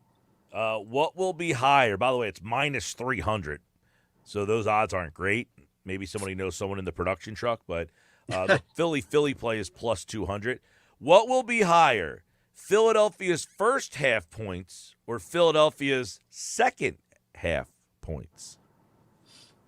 I mean, you got to go first half the way they've been playing, but it also feels like a trap. It also feels like this game they'll change it up and really turn it on in the second half. But I would go first half. Well, somebody asked me today, like, will they score or will they need to score in the fourth quarter of the game? They haven't done that at all the last couple of weeks here. They have not scored in the fourth quarter. Is it going to be a game where they're going to need because I think they just kind of took the foot off the gas a little bit. Like, at no point do I feel like they were worried about Washington getting back in that game. Yeah, it's been the past couple of games have been weird how it's played out, particularly in the second half and the fourth quarter. I don't think that trend's going to continue this week. I think this is going to be a really close game down to the wire where the Eagles are going to have to score points in the fourth quarter all the way up to the end. All right, week 4. We are at week 4, quarter pole of the season. Which team will lose first, Miami or Philadelphia? Miami has the Bengals on Thursday night. After that, they play at the Jets, home to the Vikings, home to the Steelers, at the Lions, at the Bears. That takes you to week number 10. Philadelphia will have Jacksonville, Arizona, Dallas. They have a bye week, and then the Steelers and the Texans up to week number 10. Who's the better bet? Who loses first? It's a tough one. I wouldn't bet this, but I would lean with the Eagles. I think this is a tough game this week. Like, if the Eagles can pull out a win here, I think they're going to be really in good shape. But I could see the Eagles losing this game. Doug coming home, knowing the team a little bit, knowing Jalen Hurts, and it's a little bit of an upset type of a game in Dougie P's homecoming. So I would lean with the Eagles losing first. Any week 4 trends or numbers jump out at you midweek? Nothing really midweek. I mean, Friday we can dive into it a little bit deeper. Do you have a lean for the Thursday night game? I tend to Cincinnati last week. I like Cincinnati entering the year. I really felt that this team was going to jump to another level when they fixed that offensive line. I want to see what Tua's situation is. I think he's going to play, but yeah. I definitely want to see what that line kind of does tomorrow. But I kind of initially like Cincinnati at home because everybody, it feels like, is all jacked up about Miami. Are they ready to go on the road and win? They've looked good at times, but they were sloppy last week. They were sloppy. They were down big in the game against Baltimore. They were sloppy in the game against New England. So I feel like the public perception of them is probably a little overhyped. So I think a lot of money will go that way, and I'll slide in on the Bengals here. And I that same thought, I think it's the other way for Cincy. Like, people are overreacting to a slow start out the gate for them. And I think they're going to be just fine this year once we get into the middle of the heart of the season. Real quick, 30 seconds left. Media days all over the place. I said it yesterday. I think the Brooklyn Nets are going to be a handful. If everyone's healthy and happy, I don't know how they're not a handful. Right? Yep. Ben Simmons, how many threes are you going to shoot this year? Bleep, I don't know. The fact that he even acknowledged the question tells me I feel like you might put it. I said this yesterday. This will be Ben Simmons' best year he's ever had. Wow. I mean, I wouldn't be shocked at that, and I don't think he's going to shoot 1 3, and he can still have his best year by not shooting 1 3. I agree. He can have his best year by not shooting the 3, but I think he will shoot this year. Wow. I am not going to drink that Kool-Aid until I see it. I am not. It's National Beer Day. Have a beer. Ben's going to have a few beers before he has the guts to shoot a 3. All right, man. Friday, we're back. Sports Bash Live, 97.3 ESPN at Wise Rye. Download the podcast, Philadelphia CityCast, 5 days a week Apple Podcasts, Google Podcasts. Right now, I need caller number 7, 609-573-3776, 609-573-3776. Someone's going to enter to win Eagles Commanders club box seats for their Monday night meeting in Philadelphia on November 14th. Caller 7, enter to win club box Eagles tickets right now.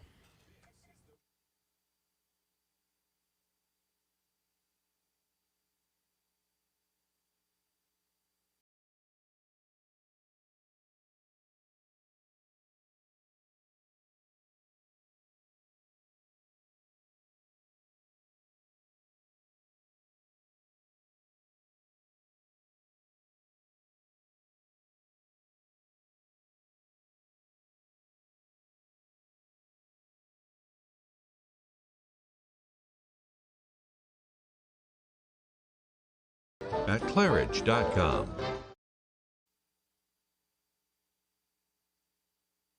We live in a community that cares. We make sure everyone eats, everyone plays, everyone stays warm, and everyone is protected. We support our youth in organizations that teach the value of community and self-worth. We make strides against breast cancer every day. Together, in this community, we make a difference. RK Chevrolet, RK Kia, and RK Subaru, proudly serving our community since 1982.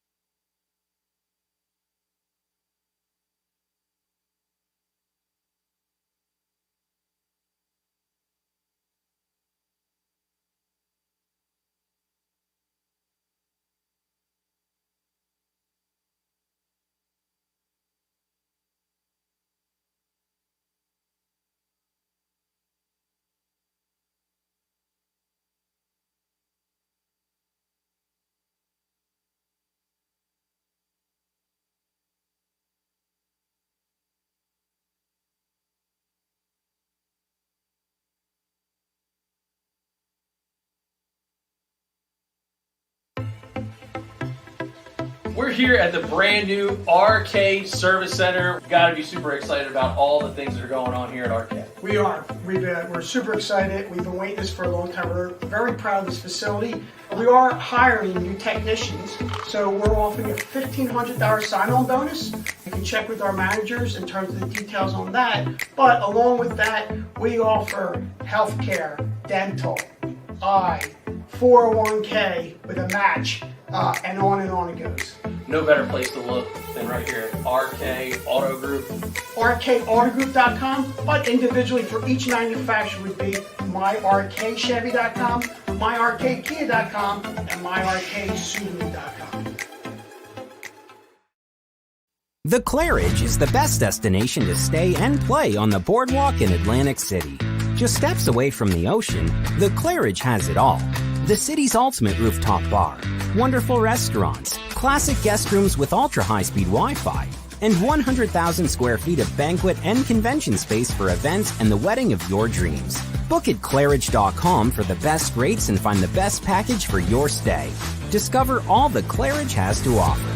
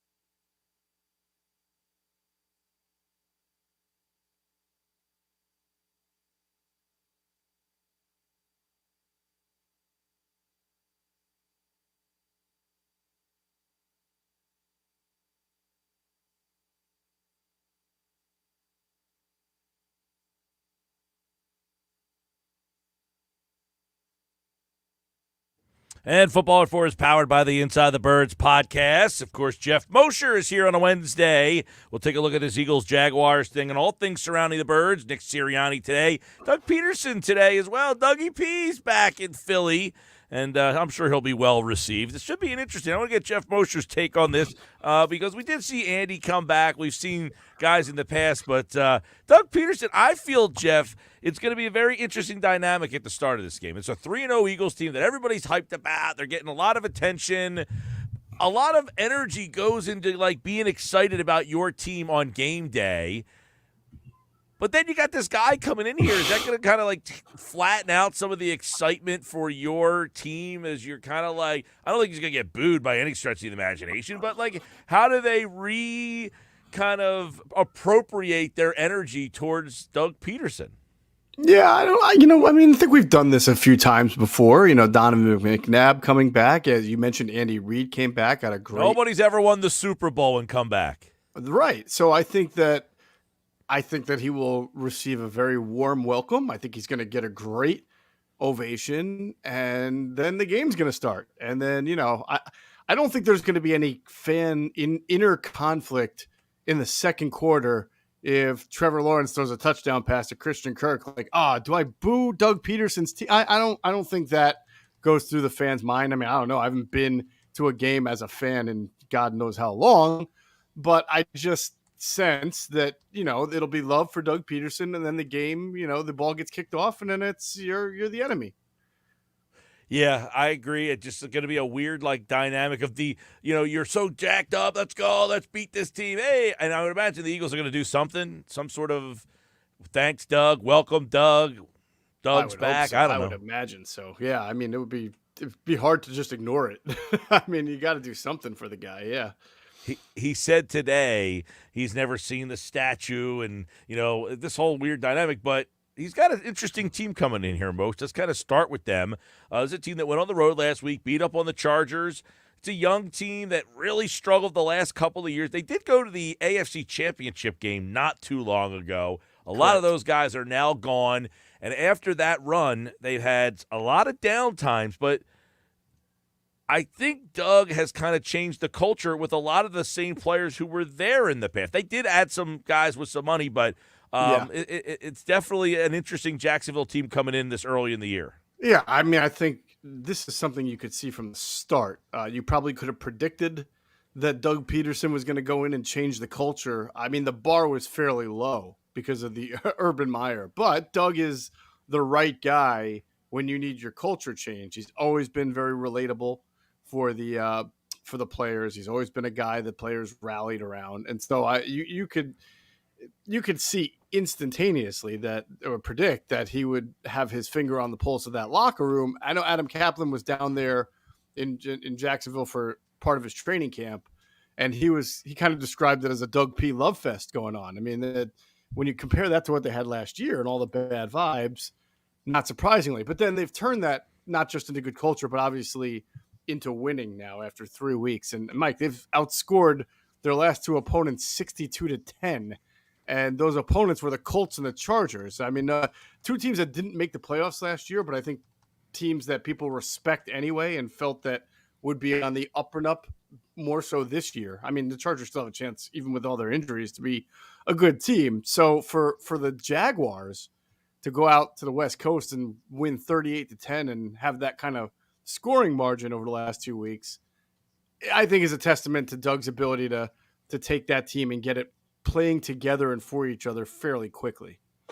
Yeah, I know that they spent a lot of money at that wide receiver position. A lot of people kind of scratched their heads, but I want to talk about the quarterback, Mosher. This was a guy that everybody thought was going to be a generational, game-changing player at that position. Nick Sirianni was asked about Trevor Lawrence today, but what are the Eagles seeing with Trevor Lawrence? I don't think we got a good read on what he really was last year. No, I mean, this is like starting from scratch with a real head coach for Trevor Lawrence, and you can see the development already. I wouldn't, it's not like he's out there looking like Aaron Rodgers per se, but he only has one interception in 111 attempts. So that just shows you he's been a great caretaker of the football.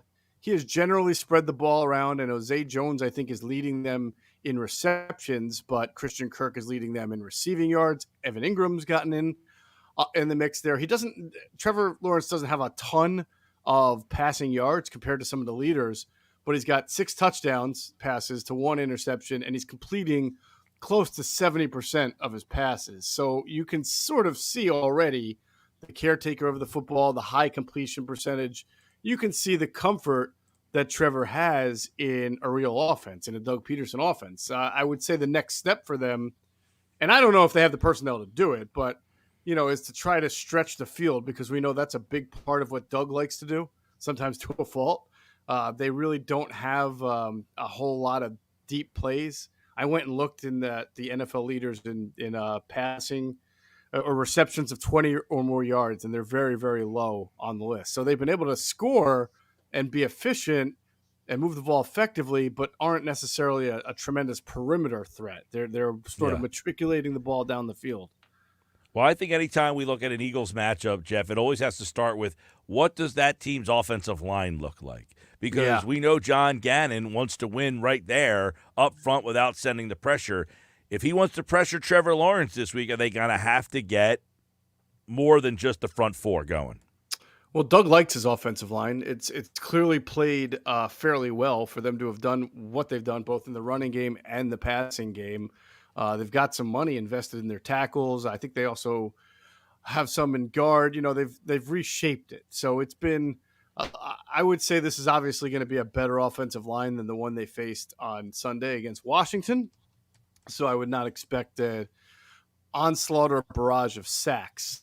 But nonetheless, I think the Eagles still are a team that you expect them to win battles in the trenches. And the big test will be what they do on the back end. The biggest ingredient to all those 9 sacks, Mike, was what they were doing in coverage. When they're playing a lot of matchup zone coverage, which is sort of like it's zone, but with man concepts built in. It's a little bit like if you relate to college basketball, what John Chaney or Jim Boeheim do, right? They play zone, but when you watch the ball get rotated against them and you see how fast the defenders move from the defender to offensive player, it sort of looks like man at times. And really what you have the Eagles doing is trying to and they did a great job of it against Washington, which is take away those middle crossing routes, those pick plays, by having the cornerbacks kind of cover and then deliver to the next guy in the field, into the middle of the field. And that takes a lot of communication, takes being able to be sticky for, 3 to 5 seconds, or maybe not that long, but, 1 to 3 seconds, which is an eternity in football. And they did a really good job of that in Washington. And once you took that sort of first or second read away from Carson, then the pass rush was all up on him. So they'll have to do that to Trevor Lawrence. They're going to try to take away his first read, make him go to number 2, and hope that the pressure gets there. It did against Carson Wentz. It didn't per se against Jared Goff. It was okay at times against Kirk Cousins. But again, that was with Kirk Cousins. They had a blitz. So it'll be sort of fascinating to see how they respond from last game. Of the 3 teams they've seen, where do you kind of put this Jacksonville team? I don't know. They lost to the Washington Commanders.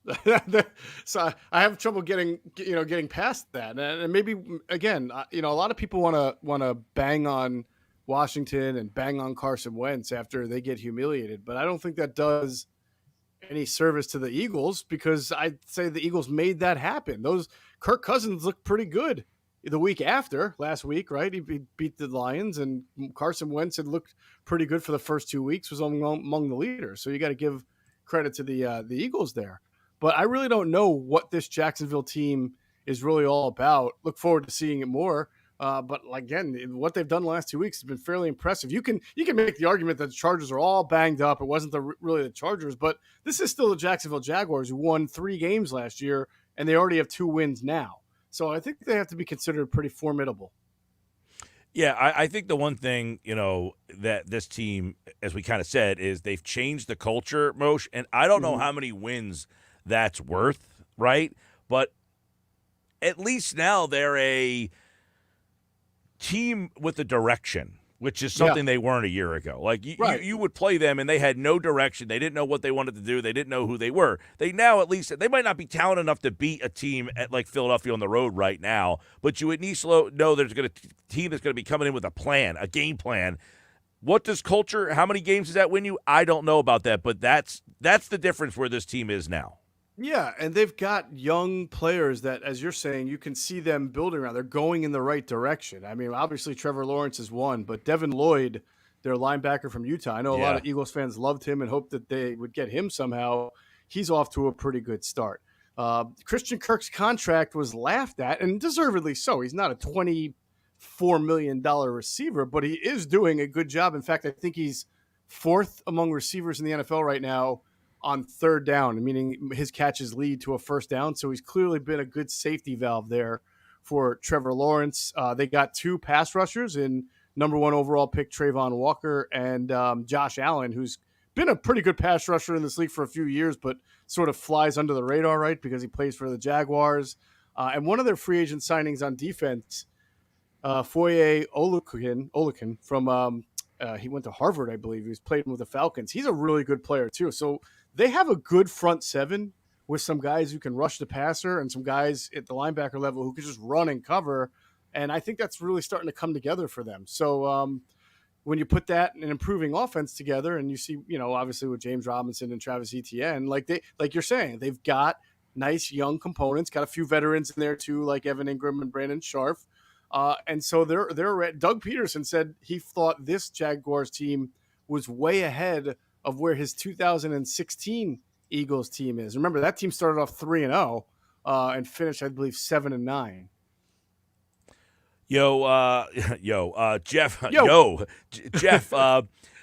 you wrote an interesting piece over at InsideTheBirds.com, and I asked you about offensive line, but I guess you got to look at the Eagles secondary and the job they're doing in how that will factor in this week against guys like Christian Kirk and Zay Jones, who are not Terry McLaurin, who are not Justin Jefferson. They are not Amon-Ra St. Brown, who's really developed into, I don't want to say a number 1 receiver, but he's put himself into a tier ahead of Christian Kirk and Zay Jones and their crew. So I would imagine the Eagles secondary is going to have a significant advantage this week. I would agree. Well, yeah, I would think so. I mean, listen, I don't. It's a marriage here between your front end and your back end, and what you're doing to your quarterback. So, I don't want to say that the Eagles secondary is, man for man is so much better than Terry McLaurin and Jahan Dotson and Logan Thomas. I think that the offensive line issues came into play there, and then the quarterback issues also came into play there. So. If Trevor Lawrence is well protected and he can get from read to 1, read 2, and you have to ask these guys to run just a little longer, then maybe it's a different story. But to your point, what the Eagles are able to do this year is entirely different schematically than what Jonathan Gannon can do last year. And some of the names you didn't hear much on Sunday but had really big impacts were James Bradbury, Chauncey Gardner-Johnson, for example, Kazir White. And because again, on those sort of man zone concepts underneath, when you're kind of running with a guy and then passing him off, and you're making those zone windows tighter and more difficult to throw into and forcing the quarterback away from him, that's because you got sticky coverage going on for 1 to 2 to 3 to 4 steps. And they couldn't do that with Anthony Harris last year, and they couldn't do it with Steven Nelson. How do I know? Because they didn't. right? I mean, they played both those guys. And not only that, but you now see Eagles cornerbacks playing up more at times on wide receivers. He's not afraid that if they do get beat, that the safety's not going to get there in time or can't reverse. So he's been able to play a variety of backgammon coverages because he has versatile guys who can run and cover. I know one of the things you and Adam looked at on this week's edition of the Inside the Birds podcast, which I encourage everybody to go listen to because both guys really got some good breakdowns on what they saw. And I guess one thing is that gets fired at Shane Steichen yesterday and Nick Sirianni today is the development of Jalen Hurts. So what are people seeing from Hurts in his development through these first 3 games as to why he's having MVP-level success?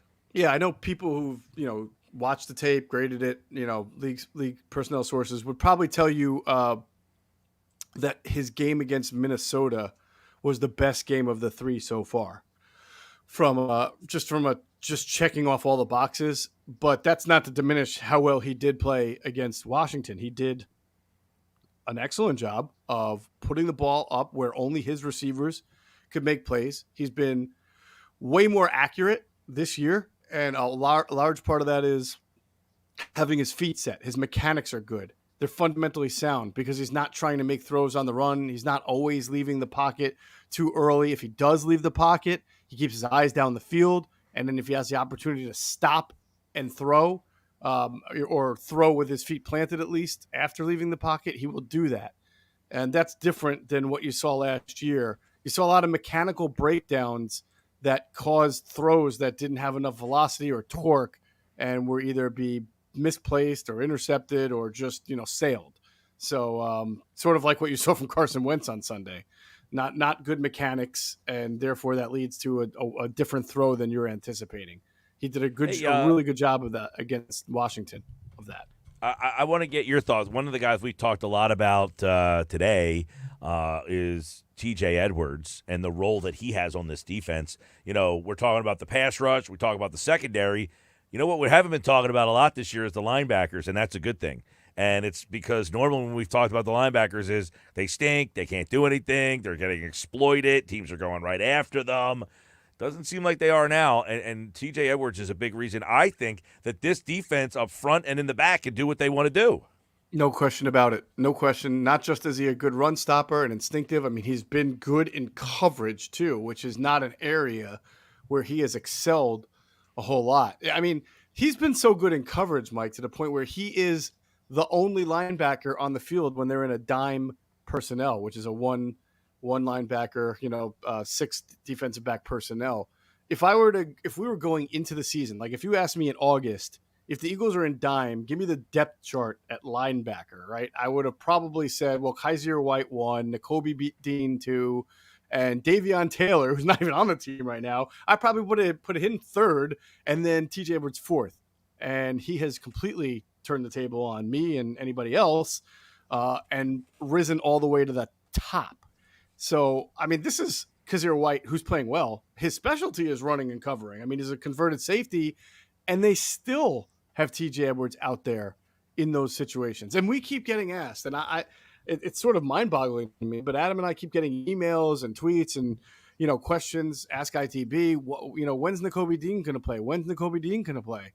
And I get it. I understand the hype, but who are you taking off the field to put Nakobe Dean in?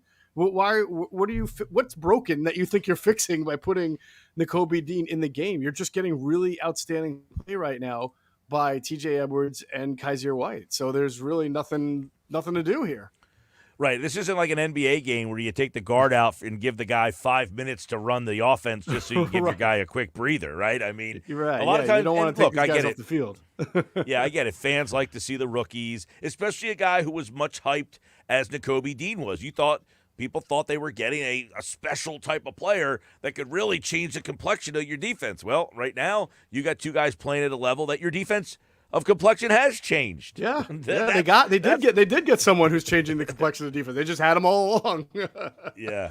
All right, Geoff Mosher, the Inside the Birds podcast, and, of course, Inside the Birds pre- and post-game show every Sunday before and after every Eagles game. Greg Cosell's on the pregame, Trey Thomas on the post-game show, and, of course, they break out all the action after Eagles and Jaguars. Jeff's back on Monday. Tomorrow it's Andrew DeCecco and Adam is here on Friday's edition of Football at 4 on the Sports Bash. All right, Moshe, we'll talk to you, buddy. All right, my friend. Take care.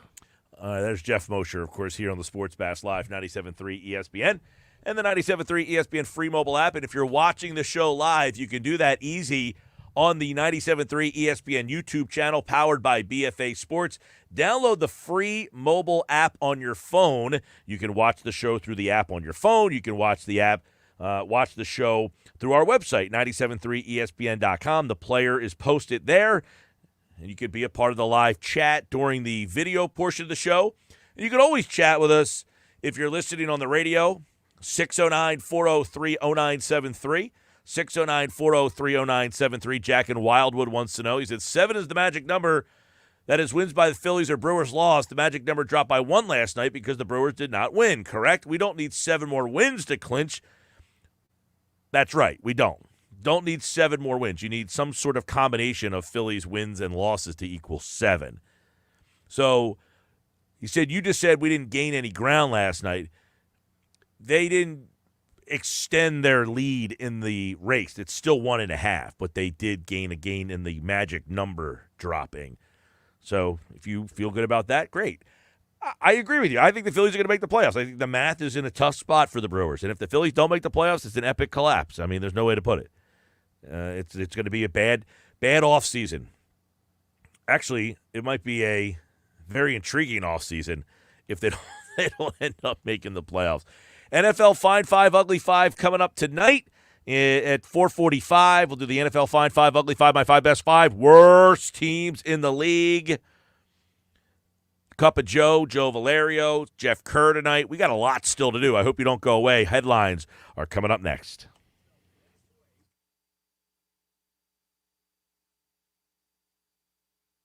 We live in a community that cares. We make sure everyone eats, everyone plays, everyone stays warm, and everyone is protected. We support our youth in organizations that teach the value of community and self-worth. We make strides against breast cancer every day. Together, in this community, we make a difference. RK Chevrolet, RK Kia, and RK Subaru, proudly serving our community since 1982.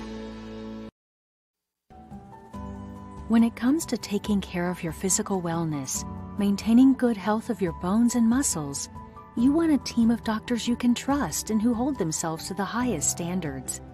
At Premier Orthopedic Associates, we believe that you should live life at your best. Our team of non-operative and operative orthopedic specialists strive for the highest standards, exceptional outcomes, and happiest patients. Come and experience the Premier difference.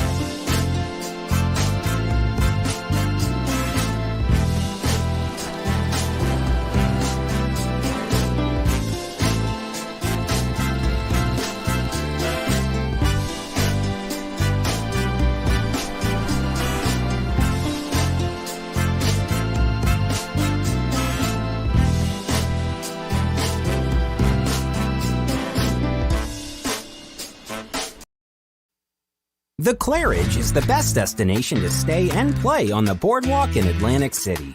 Just steps away from the ocean, the Claridge has it all. The city's ultimate rooftop bar, wonderful restaurants, classic guest rooms with ultra-high-speed Wi-Fi, and 100,000 square feet of banquet and convention space for events and the wedding of your dreams. Book at Claridge.com for the best rates and find the best package for your stay. Discover all the Claridge has to offer.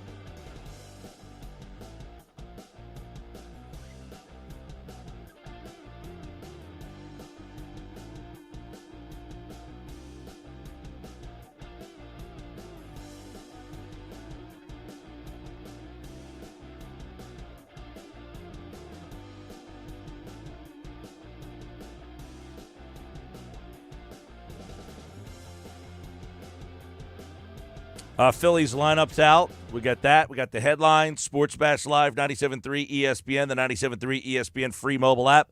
Live video on the 97.3 ESPN YouTube channel. You can watch it through the 97.3 ESPN free mobile app. I'm Mike Gill. Phillies lineup's the same as it was last night. Just Nola's pitching instead. They didn't do anything. Schwarber, Hoskins, Harper, Realmuto, Bohm, Castellanos, Marsh, Segura, Stott, Nola against the Cubs tonight. They got to win tonight. Got to win tonight, baby. We'll have the Brewers and Cardinals on 97.3 ESPN. So if you want to kind of check in on the Brouhahas, combination of wins and losses, 7 magic numbers. So if the Phillies get a win tonight and the Brewers get a loss, now you're down to 5. Combination is the key. There you go. The Eagles injury report just came out as well during the break there. 4 DNPs. Now, one of them is A.J. Brown. He has a child on the way. It's supposed to be born any minute, basically. So that's why he was not at practice. Landon Dickerson did not even do anything today. He just stayed on the sidelines, according to pictures on Twitter. He's still out with that unspecific foot issue. Boston Scott was out with a rib. Darius Slay, he didn't practice with the back, but he was on the side field doing some drills, so at least he's doing stuff out there. I would guess the Dickerson one is the one to kind of keep an eye on. Yes. He did play last week, but as you kind of pointed out, they did have Opeta, I think, played 11 plays last week. So yeah, Dickerson was not at his best. Now, maybe the working theory is that if Dickerson doesn't practice today or tomorrow with enough rehab, maybe he can be out there for Friday for practice and then be good to go on Sunday. I would imagine, if he played last week and he got through the game, I mean, he did miss some time. I think he probably would play, but something to keep an eye on. Dickerson's a pretty key guy on that line. I really think, man, as much as Howie had a lot of misses and got a lot of criticism, he has hit some grand slam homers with some guys. Ain't that the truth? Especially with the offensive line. Another guy goes down for the Chargers, Joey Bosa. Oh, I saw this. He's going to miss at least the next 4 weeks. He had groin surgery. Now, look, that could mean anything, but according to the Chargers, he is expected to be back this season. That team just can never get past it, man. Keenan Allen missed time already. Now you got Rashawn Slater hurt. You got your quarterback with a rib cartilage fracture. How do you fracture cartilage? That I don't have an answer for. Usually I thought you would have some sort of, maybe you even had that injury. No, I have not had that injury. The only thing I do know is that according to Stefania Bell, she heard her mention this over the weekend on ESPN, she basically explained that apparently the cartilage in between your ribs is not the same type of cartilage that is in other parts of your body. So apparently it's a different basically type of cartilage, and that's the reason why you can fracture it. Well, they've had the injury bug bite them, and it's not minor guys. Slater, one of the best guys at his position in the game. And he's now done Bosa, for the year. And Bosa. Zach Wilson has been medically cleared, and he is expected to start this Sunday. Okay, this one's interesting. According to Robert Saleh. Now, for those who don't know, Joe Flacco is among the league leaders in passing yards this year, but they're going back to Zach Wilson. Well, they asked him to throw so much, and the question is, did they ask him to throw too much? I mean, the Jets, I like the kid Garrett Wilson. Forget Zach Wilson. I like Garrett Wilson. Right. But listen, they have to find out what they have with Zach Wilson. Now, I think the kid can't play. I think he'll end up moving on someplace else, and obviously someone else will take a shot on him because he was the, number 2 or 3 overall pick. But I just don't think Zach Wilson's going to be the guy for the Jets, but they got to make this move. You can't play Joe Flacco. Not at this stage. No. You got to see if Wilson has anything at all, and then move on. Yeah, absolutely. I agree with that. So they're doing the right thing. The Jets are doing the right thing. Let's not slam them for removing Joe Flacco. Look, if they were 3-0, different story. Maybe you're like, all right, we're off to a 3-0 start. The veterans playing pretty well, but 1-2, you got to go. You got to go with the young kid. I got a little news for you for Thursday Night Football. The Dolphins' injury report is out. Currently, Tua Tagovailoa is listed as questionable for the game. The only 2 players that have been ruled out are Keithan Carter and Teron Armstead. So the tackle, he may not look like he's not going to play. Hunter Long has been ruled out. They're missing 2 tight ends, so maybe Gesicki gets more reps in the game. But Teron Armstead and Tua both questionable. I'm sorry. I'm watching the video and I see your lunch in the background there. And if anybody sees Josh's lunch, you would see that it's like the assortment of just what is that back there? It's probably like a huge thump of chicken. It's a boneless chicken breast. Yeah, a big, just huge piece of boneless chicken breast, and Lord knows what else. But it's like so perfectly put in the shot right there. See, that's what you're missing if you're not watching the video. I'm glad I can entertain. Big boneless chicken breast, just like. Go ahead. What was that? The Dolphins' health. Tua and Teron Armstead are both questionable for tonight's game. It's tomorrow night, and yeah, I said I think Tua will play. I would be surprised if he didn't. Now, if he did not practice, he did a walkthrough. Right. The Dolphins had no practice this week, according to the report I'm reading. It was walkthroughs this week in anticipation of getting out of town in time because of the hurricane. Well, and I did see the story, and this is one that we can throw into the headlines. There's some thought that the Chiefs-Bucks game would be in Minnesota. Yes, here's the report. NFL's Jeff Miller told Judy Batista of NFL Network that there is no change of status for Sunday Night Football, but the league has basically Minneapolis as the backup plan if the game can't be played in Tampa. Yeah. So if those who don't know, the Bucks are practicing in the Miami area right now. Oh, I had read something that they were practicing in West Virginia. Oh, they moved again? I don't know. I didn't know that they were in Miami. I thought that they were at the Greenbrier in West Virginia. There's a lot of teams that go down there when teams from the West Coast come to the East Coast and have to play on the East Coast for 2 weeks in a row. They will go to the Greenbrier in West Virginia for whatever reason. I don't know why that's the spot, but I thought I read that the Bucks were practicing there. Well, in this Yahoo Sports and NFL Network report I'm reading right now, they're in Miami, according to this, and that was posted today. All right, now this was just shown to me. Bowles said they looked into practicing in West Virginia before Miami opened up. Okay, so I did read they were practicing in West Virginia, but I guess Miami opened up and they decided to go to Miami. Gotcha. So that's where Greenbrier came up. Well, that's the spot in West Virginia where people will generally practice. I've never been to the Greenbrier. I don't know why that's the spot. I don't know if they have, like, football fields down there or anything, but, you know. Hey, you know what? Maybe you should go check it out one of these days. Let's go. Rapid fire here, man. When I pause, go. Let's go. Let's get it moving. I want to hear more. I guess you're not ready. All right.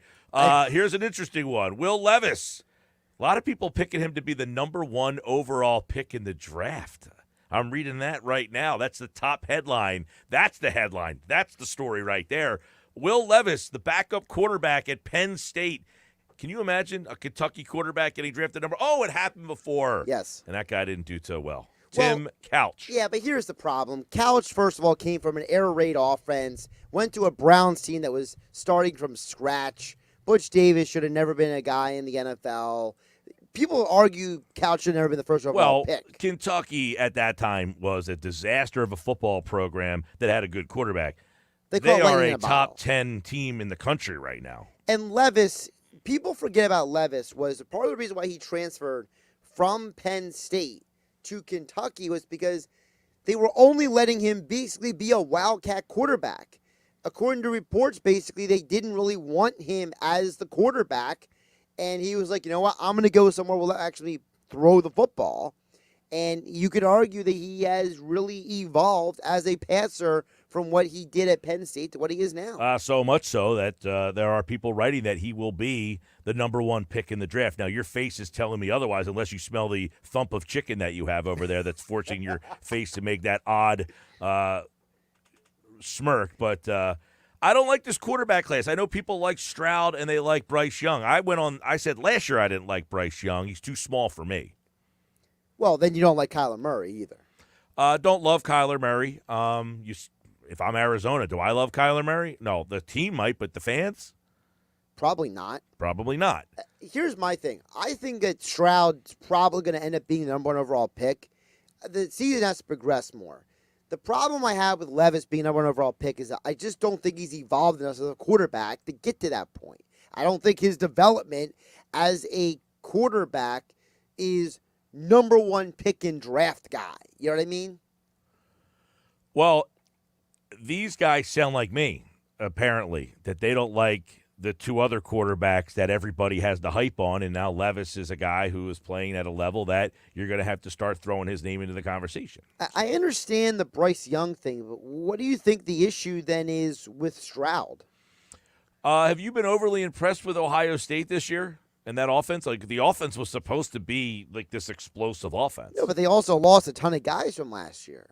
They lost Olave. They lost Wilson. They're Ohio State. These teams lose guys all the time, and then the new guy emerges, and he's the next top 10 pick. But part of it is because they have Stroud. You know, that was part of why they thought this offense would be so good. And now last week against Wisconsin, who's a pretty generally gives you a tough game, they look pretty good. So we'll see. I mean, I'm more of a Stroud fan than I would be a Young fan at the NFL level. But I don't know. Bryce Young, to me, is just the Alabama quarterback that everybody's on. He's just got so many weapons down there. It's so hard to quantify how good those guys are.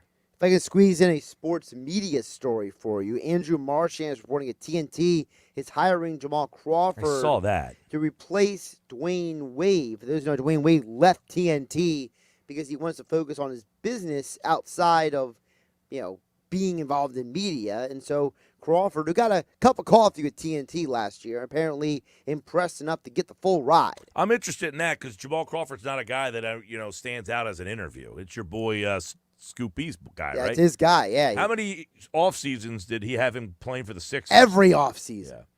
Yeah. By the way, if Aaron Judge doesn't homer tonight, the Yankees are off tomorrow. Friday night's game is on Amazon Prime. Will the Yankees and Yes Network ask Amazon to put the game on Yes like they did last week with Apple? Should they? Apple said, no, not going to do it. Will Amazon Prime say, sure, we'll do it? See, if I'm Apple, I probably would have let them do it last week. You want to give me free promotion? You want to put my graphics and my announcers on your Yes Network? Why would I say no to that? Right, simulcast. Yeah. Sometimes people who make decisions are too dumb for their own good. Stubborn. No, I call them dumb. You're being nice. They're not smart. Decision makers aren't smart. They just happen to fall ass backwards into stuff sometimes. Sometimes. Look, it's not everybody, obviously, but there's a general principle that if you are somebody making those kind of decisions, you need to have the connectivity to how the decision impacts other people. Yes, the Yes Network wanted to give you a 3-hour free billboard. What does that cost in New York City? To put your product on in front of 900,000 eyeballs in New York City, and you said no.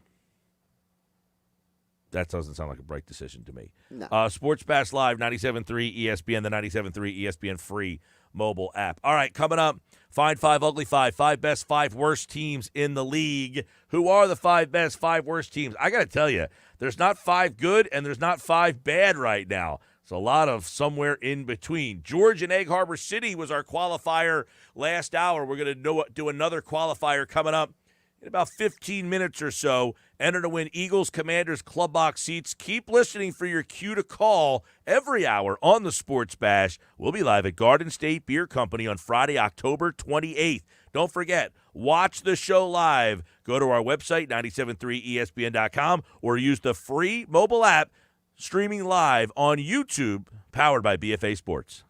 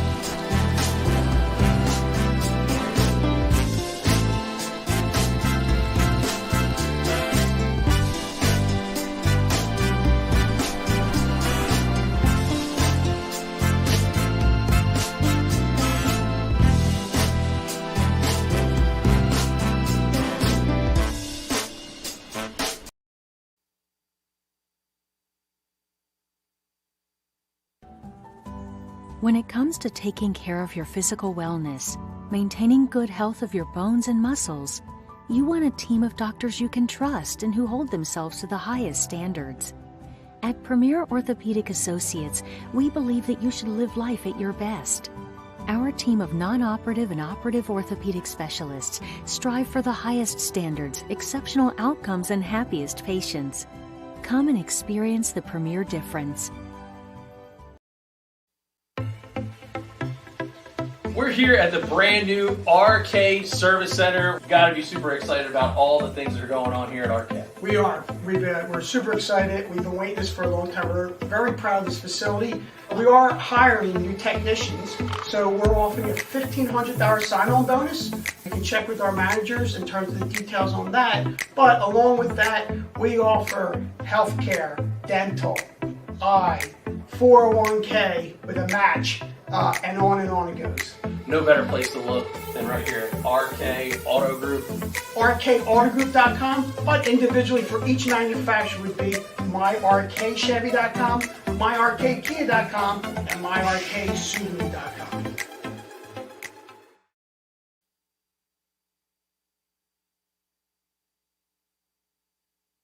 The Claridge is the best destination to stay and play on the boardwalk in Atlantic City. Just steps away from the ocean, the Claridge has it all. The city's ultimate rooftop bar, wonderful restaurants, classic guest rooms with ultra-high-speed Wi-Fi, and 100,000 square feet of banquet and convention space for events and the wedding of your dreams. Book at Claridge.com for the best rates and find the best package for your stay. Discover all the Claridge has to offer.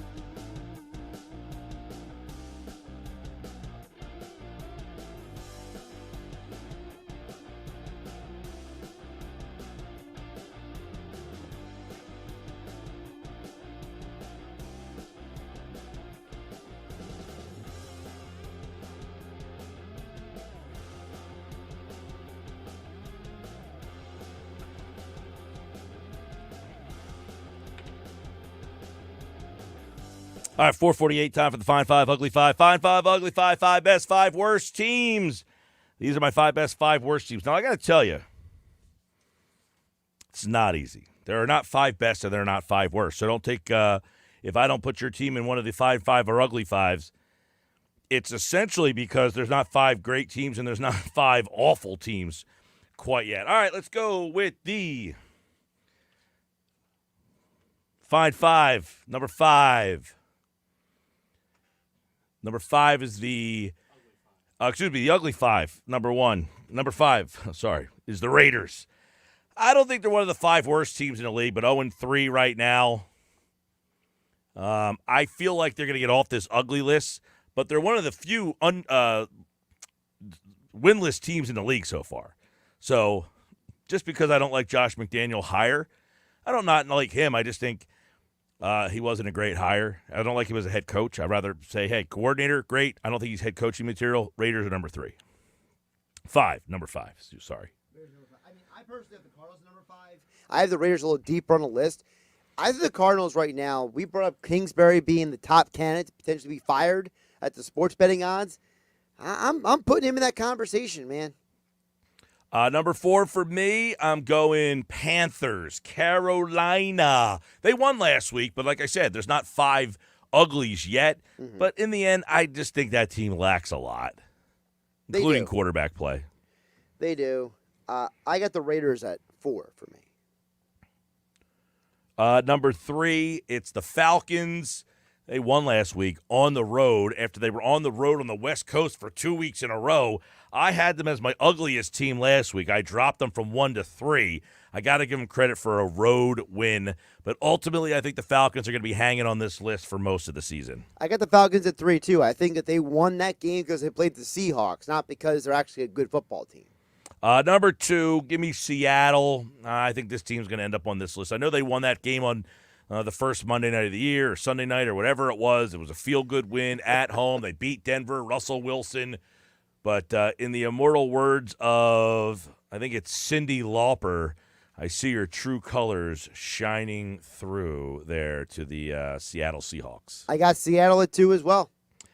Houston's the worst team in the league. Yep. No wins, 1 tie. They lost to the Bears. If you're not going to beat the Bears, I feel like you're going to have trouble winning football games this year. Houston right now, you are number 1 in the ugly 5. I got them there too. A lot of contenders for the uglies, but they're my 5 this week. All right, Find 5. These are my 5 best teams in the NFL. This is tough. I got the Rams number 5. I got the Packers at number 5. Interesting. I got the Packers at number 4. I mean, look, they went on the road. I know Tampa's banged up, but they scratched and clawed away to win a game on the road in the NFL against a good team. And I know the Bucs are banged up, but I thought the Packers got into a little bit of a bare-knuckle fight and came out the winner. Thoughts on Aaron Rodgers saying, look at the Jumbotron and gave advice to the coaches? Yeah, I'm sure that's almost akin to Orlovsky calling out the Panthers last week, and then the Panthers basically saying, well, we ran for 167 yards, so maybe they didn't catch on to what we were doing. But bon voyage. Number 3, I got Philadelphia at number 3. They've been probably the most dominant team in the league, but if I'm being objective here, I think they're not a complete team just yet, so I'm going to go Philadelphia here. And one of the reasons is, I got to see the defense more consistent. I'm not saying they haven't been consistent, but I want to see them kind of pile some weeks up with the defense playing at this level. If they do it 2 or 3 more weeks defensively like that, you'll start to hear a different tune. I got another bird at number 3 for my list, the Ravens. I have the Ravens at 3. I think the Ravens right now are playing like a complete football team. I got to give them a lot of credit. Okay, number 2, I'm going to go Dolphins here. Dolphins, impressive win at home. Not impressive in terms of how they did it, but you beat the Bills. I got to give you credit. And it's going to be crazy because I'm going to have the Bills at number 1 because ultimately this is the Find 5. Who do I think is the best team? I think it's the Bills. Even though they lost that game, they were banged up, they're hurt, they're on the road, and they really still should have won that game. They have the ball with a chance to win it. I think if the Bills and Dolphins play on neutral fields, the Bills beat them every single time. The game just happened to be a September game in South Florida, which made it a challenging situation. And I think the Dolphins are 2 right now because they beat the Bills. But I think if they play 10 times in neutral site, that the Bills beat them all 10. I think you should work for the College Football Playoff Committee with that reasoning. Yeah? Yeah. I got the Bills at 1 as well. I have the Eagles at 2 on my list. This is different. This is the Find 5. These are my 5 best teams. This isn't who I think should represent you in your playoff pool. It still sounds like the guy who runs the College Football Playoff Committee. Yeah. Well, this is a... I think you should audition for that job. Bills, Dolphins, Eagles, Packers, Rams. That's my Find 5. Texans, Seahawks, Falcons, Panthers, Raiders. They're my ugly 5 this week. By the way, was Ken Dorsey's temper tantrum one of the top 10 all time? He definitely got at it. But apparently the Bills players were pretty... happy to see him show that emotion. Yeah, apparently Josh Allen was loved it. apparently. Now, of course, people forget Dorsey, University of Miami guys, so maybe there's a part of him that really wanted to win. Mm-hmm. Fine Five, Ugly Five. We'll do it again next week. Like I said, I like the Ugly Five is really hard because teams that are normally in there, your Jets, your Giants, your Commanders, they're not ugly quite yet, but I'm sure they're going to start falling into the ugly direction. They'll get there. Yeah. Clay Harbor is on Friday's show, former Eagle, former Jaguar. He'll be our outside view this week. That'll be on Friday's show, former Eagle, former Jaguar, Clay Harbor, right here on the Sports Bash. Tomorrow we are live at Chickies and Pete's in Egg Harbor Township. We're at the EHT location tomorrow. So if you're in the EHT area, come on out and see the show live. And, of course, you can always watch the show on the 97.3 ESPN YouTube channel, powered by our friends at BFA Sports. I'm Mike Gill. This is the Sports Bash live on 97.3 ESPN, the 97.3 ESPN free mobile app. And coming up, Cup of Joe Valerio. Quarter pole through the season is coming up. We'll get his thoughts on what we've seen through 4 games so far. The parity in this league. Are the Eagles definitively one of the best 2 or 3 teams in football? Do they have a weakness? If so, what is it? Former NFLer Joe Valerio. Hey, right now I need caller number 7, 609-573-3776, 609-573-3776. We want to add you to our list of qualifiers to win Commanders club box seats. Eagles Commanders club box seats. Caller number 7, you are entered for a chance to win. 609-573-3776.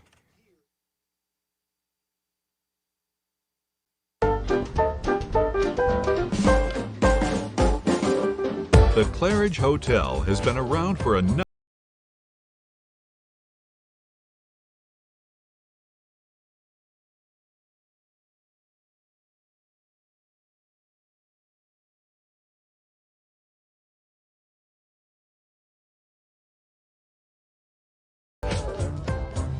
Book your getaway today at Claridge.com. We live in a community that cares. We make sure everyone eats, everyone plays, everyone stays warm, and everyone is protected. We support our youth in organizations that teach the value of community and self-worth. We make strides against breast cancer every day. Together, in this community, we make a difference. RK Chevrolet, RK Kia, and RK Subaru, proudly serving our community since 1982.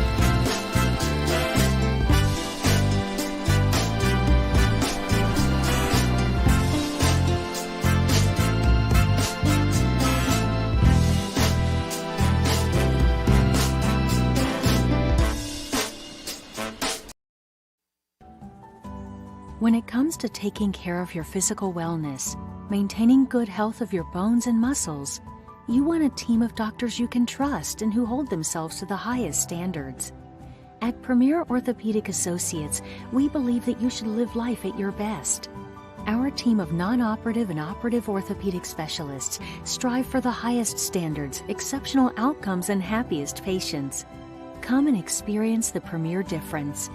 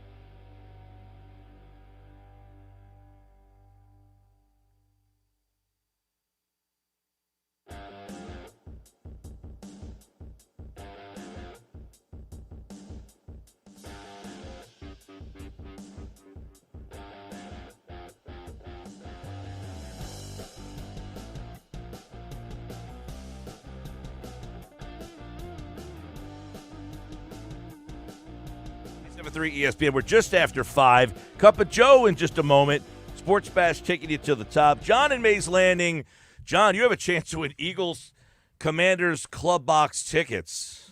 We're going to be live at Garden State Beer Company on Friday, October 28th. One lucky winner is walking away with the Club Box seats. John in Mays Landing, George in Egg Harbor City, Jeff in Ocean City. You're our latest qualifiers today on the Sports Bash. Another cue to call coming up in about 45 minutes from now, so stick around for your chance to qualify.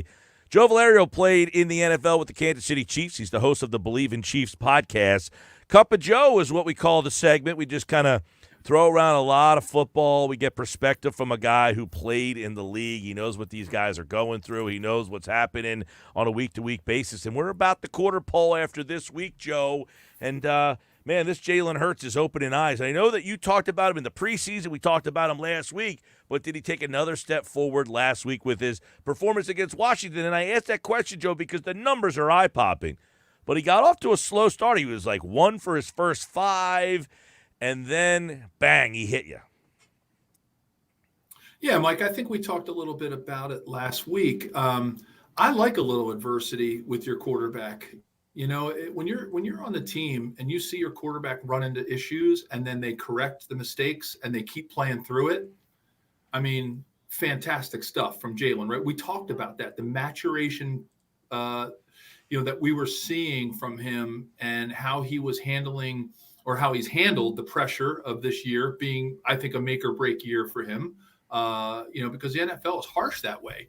And, you get into, this part of your career, it's almost like the verdict is going to be in or out. And I think he's just calming all the critics down by doing what he needs to do. And again, back to your original comment about struggling at the beginning, there's nothing like getting into an offensive huddle when your quarterback is struggling and you see the confidence in their eyes and they continue to come out and perform. So I look at adversity as a positive to mold people if they take the next step to get better, and he's doing that. He's not just collapsing under the pressure.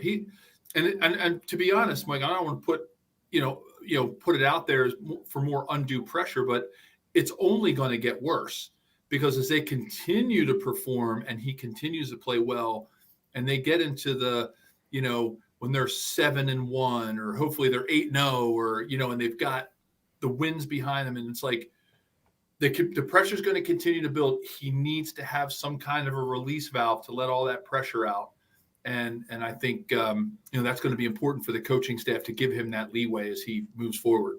Well, Joe, his answer today I thought was very interesting to get the mindset of a guy who is in the moment. He said, if you think you've arrived, you won't. There is no arrival. I'm obsessed with playing to my standard. I thought that answer, you never hear it like that. If you think you arrived, you will never arrive, essentially. So he's saying, if I let myself think that I've exceeded my expectations, I'm never going to pass my expectations. His mindset is the right mindset. Absolutely. I mean, that's the kind of way Joe Montana was. Being in the huddle with him, being in the classroom with him, being on the field with him, that's what you want out of a quarterback. Because I tell this story all the time. Like, we were in the mini camp, the first mini camp, which was our first live action together as a team in 1993 when Joe Montana came.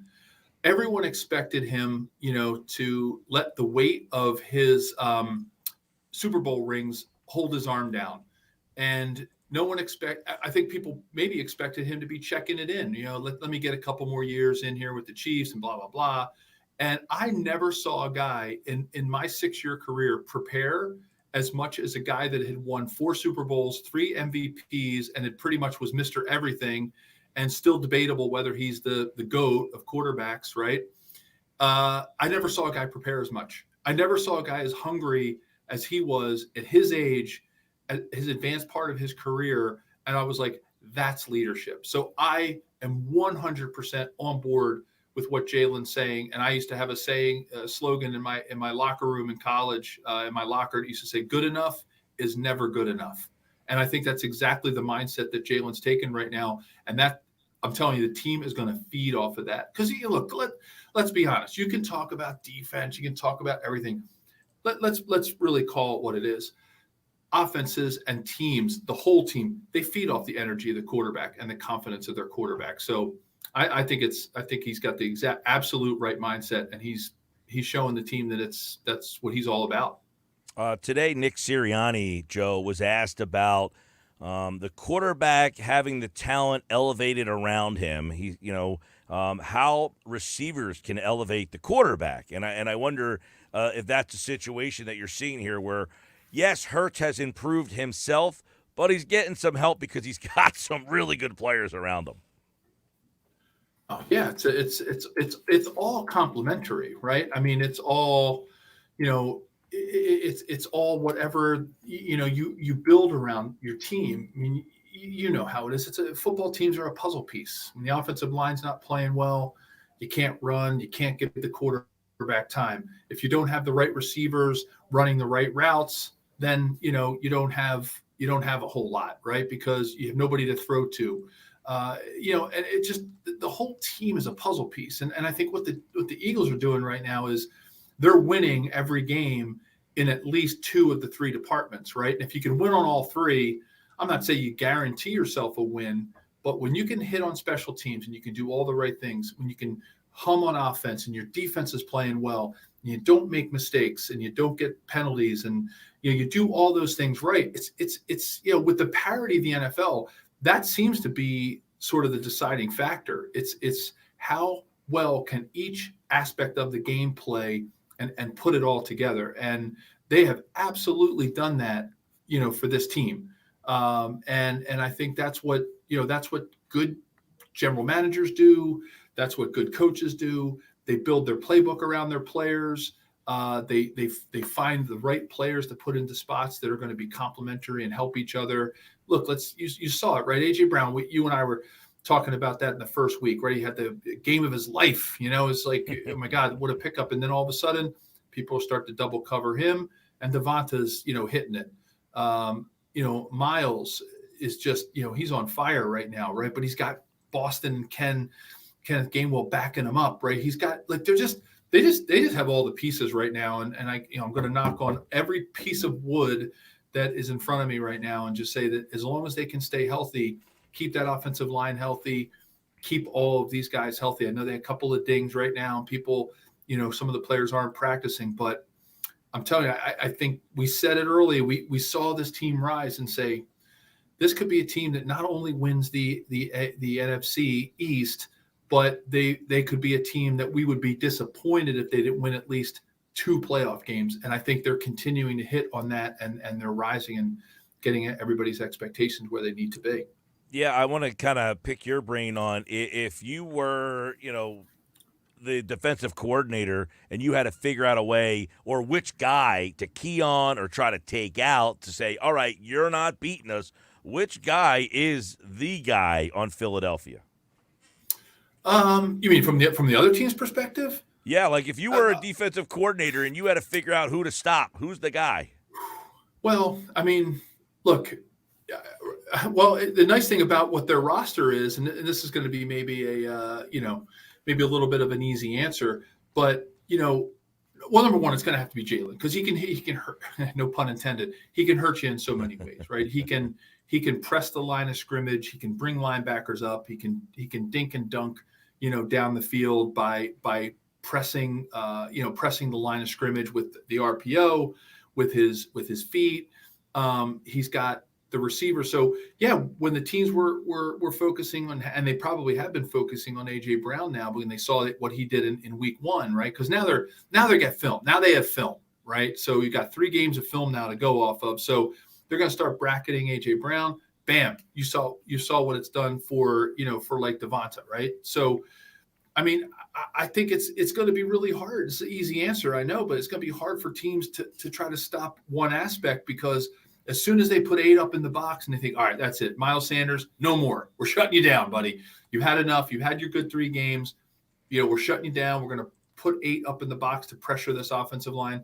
And then, what can Jalen do? Boom, he's going to get you with the pass. He's going to hit you in the intermediate and some long passing. And when that starts to work, we're going to give it, and they start pulling out of the box and they start going into sort of, nickel and dime coverage every down. Bam. Give it back to Miles. Let Jalen do the RPO. So I think they're in a really good rhythm right now. And if I'm a defensive coordinator, I don't know where to put my, I don't know where to put all my chips. Am I putting it all on Jalen? Am I putting it all on the receiving core? Am I putting it on? And let's not forget about Dallas. He's really, really establishing himself as a threat. Or am I going to put everything up in the box and put all my chips on stopping the run? I don't know what I would do right now if I'm a defensive coordinator, to be honest. Hey, Joe, speaking of defense, John Gannon, much maligned. A lot of people questioned him. What do we see in the last 2 weeks where they've been dominant? The defense giving up 7 points in the week against, Minnesota, 8 last week. So their defense has certainly changed the perception a little bit. But do you buy into that this defense has elevated?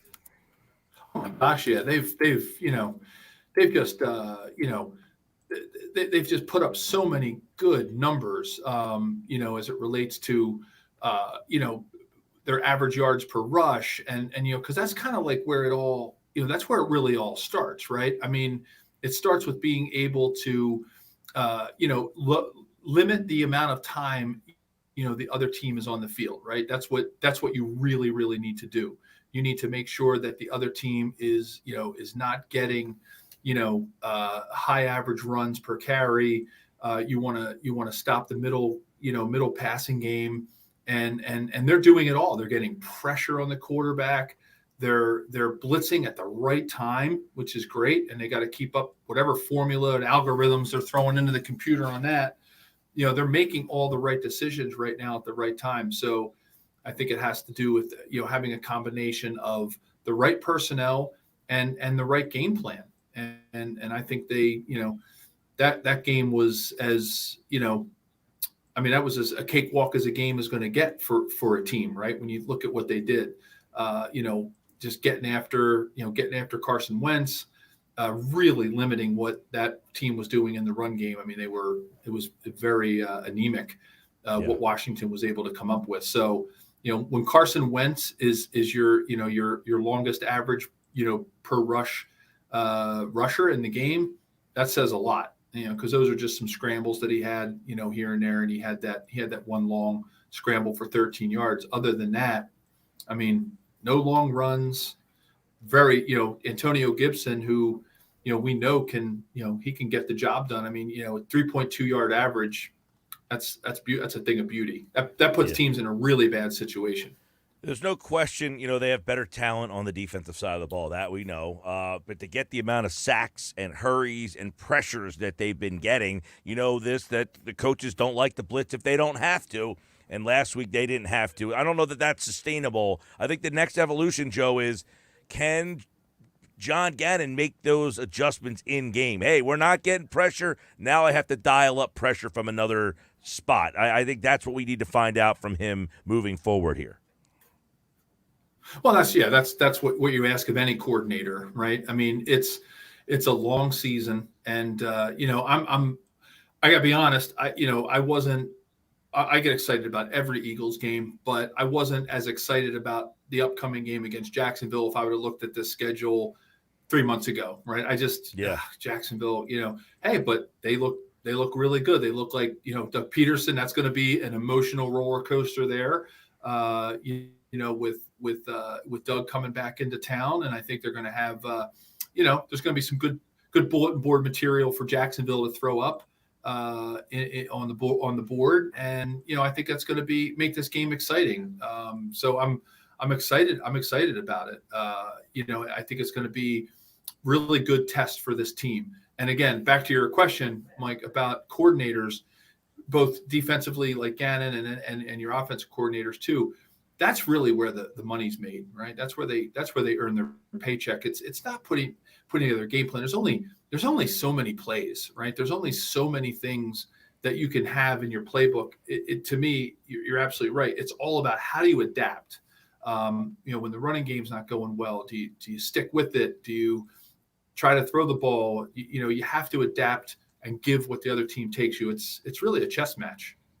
Yeah, there's no question that as the season evolves. And you could talk about this, Joe, as teams get tape on you. Because you start to watch the tape, you put the tape together and start to see trends and tendencies of this is what this team likes to do. And I'm sure teams are going to start to see some things that Philly likes to do and start to game plan for it a little better. And you wonder, like Doug Peterson this week, I'm sure you've been in a situation where a coach that was on your staff has now gone to the other side. How much influence is that? Doug Peterson, Mike Caldwell, there's a lot of guys who were in Philly that are now putting the game plan together to try to stop the team they used to coach. Oh yeah, it's definitely emotional. I think there's been enough time that has lapsed between, when Doug was here now, then what he's going to have a real understanding of what the game plan is. New coaches come in. We used to get more worried when sort of like a position coach left, because, when a position coach leaves, you don't usually change your offense because a position coach leaves. So this is a different Eagles team. Like, this team doesn't really even look like, the offense or defense that he had at his command when he was here in Philly. So more than the emotional piece, that's about it, because, this is a totally new team. Now, if, your offensive line coach or your defensive line coach leaves, we used to get really worried about that, because guess what we were distracted with by then? Changing our calls, because, a defensive line coach goes from the Eagles to the Jaguars, and he knows not only the defensive line calls of the Eagles, he knows all the offensive line calls. When guys are trapping, when they're double teaming, he knows the audibles, and first thing they're going to do is he's going to walk into that room and he's going to say, all right, guys, if Jalen Hurts gets up and says blue 80, check, blue 90, guess what? They're running a sweep to the right.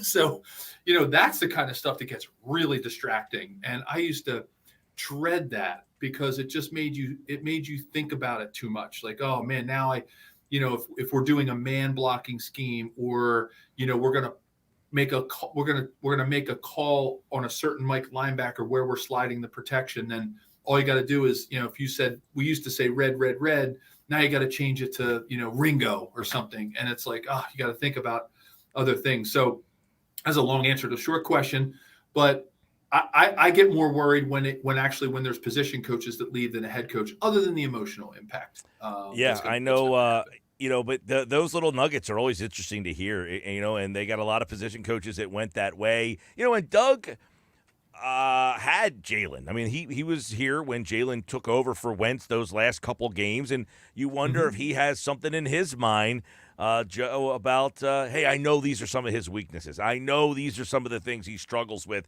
Let's try to see if he's evolved from those weaknesses. Yeah, the Chiefs just kind of went through that with, when they played against the Cardinals, and the Cardinals head coach was the one that recruited Patrick Mahomes to Texas Tech. And we had a little bit of talk about this on our podcast. And we thought, I don't know if it's going to be much of an impact. And it really didn't, because, boy, did the Chiefs mop up the Cardinals in that game. I think Patrick used it as motivation to kind of show the coach that gave him a shot at Texas Tech that, like, look, I'm going to show you what I'm all about. And I think Jalen will probably want to do the same, more for a thank you, Doug, than I'm going to show you, Doug, like animosity. No animosity. He's going to say, hey, Doug Peterson, you gave me a shot to fill in. You brought me into this team as the head coach.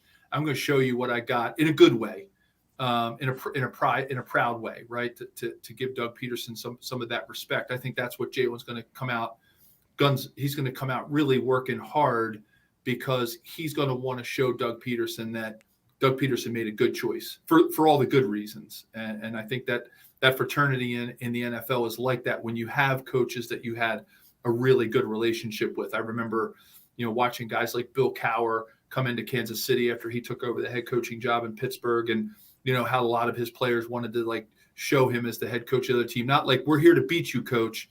We're here to show you that, we really appreciate everything you did for us. So we're going to play our hearts out, actually, like for you.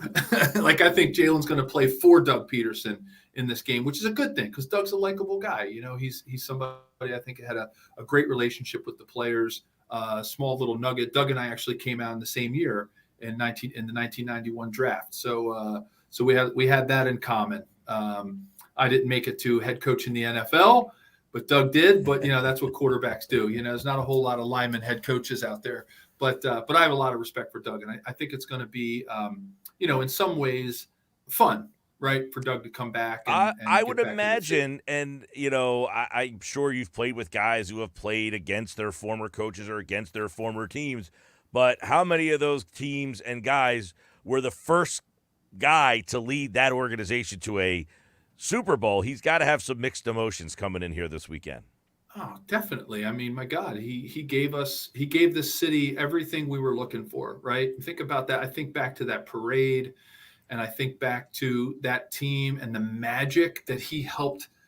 He stoked the fire of that magic and just kept it alive. And with his positive attitude, and who can forget the Philly dialogue between him and Nick Foles? I mean, those are great memories. And I would hate for Doug to come into town and people to not give him everything that he deserves. As far as like giving this city what we were looking for and what we were hungry for so long. And, that would hurt me, to if he didn't get that kind of dap, coming back in. But, Eagles have a job to do, and this is going to be a big win on their way. Yeah, I'd be pretty shocked if the fans don't acknowledge what he did. But I will say, I feel like it's going to be a mixed, I don't want to say mixed emotions, but just the energy in there is going to be weird. You have this team that everyone's excited about, and then you got to turn your energy to this guy who's the opponent for that day that you appreciated. I feel like that will kind of mix the emotions and the energy up in that building and maybe help Jacksonville's, the fact that they're on the road here a little bit. Yeah, that's it's funny because the at least it's like post getting the ring ceremony, right? Imagine if like Doug had to come back and get his ring, get a Super Bowl ring, like if it was the year later, like, oh, Doug's here, let's give the team their Super Bowl rings. Right. Like, oh man, that would have hurt. But I think there's been a little bit of time.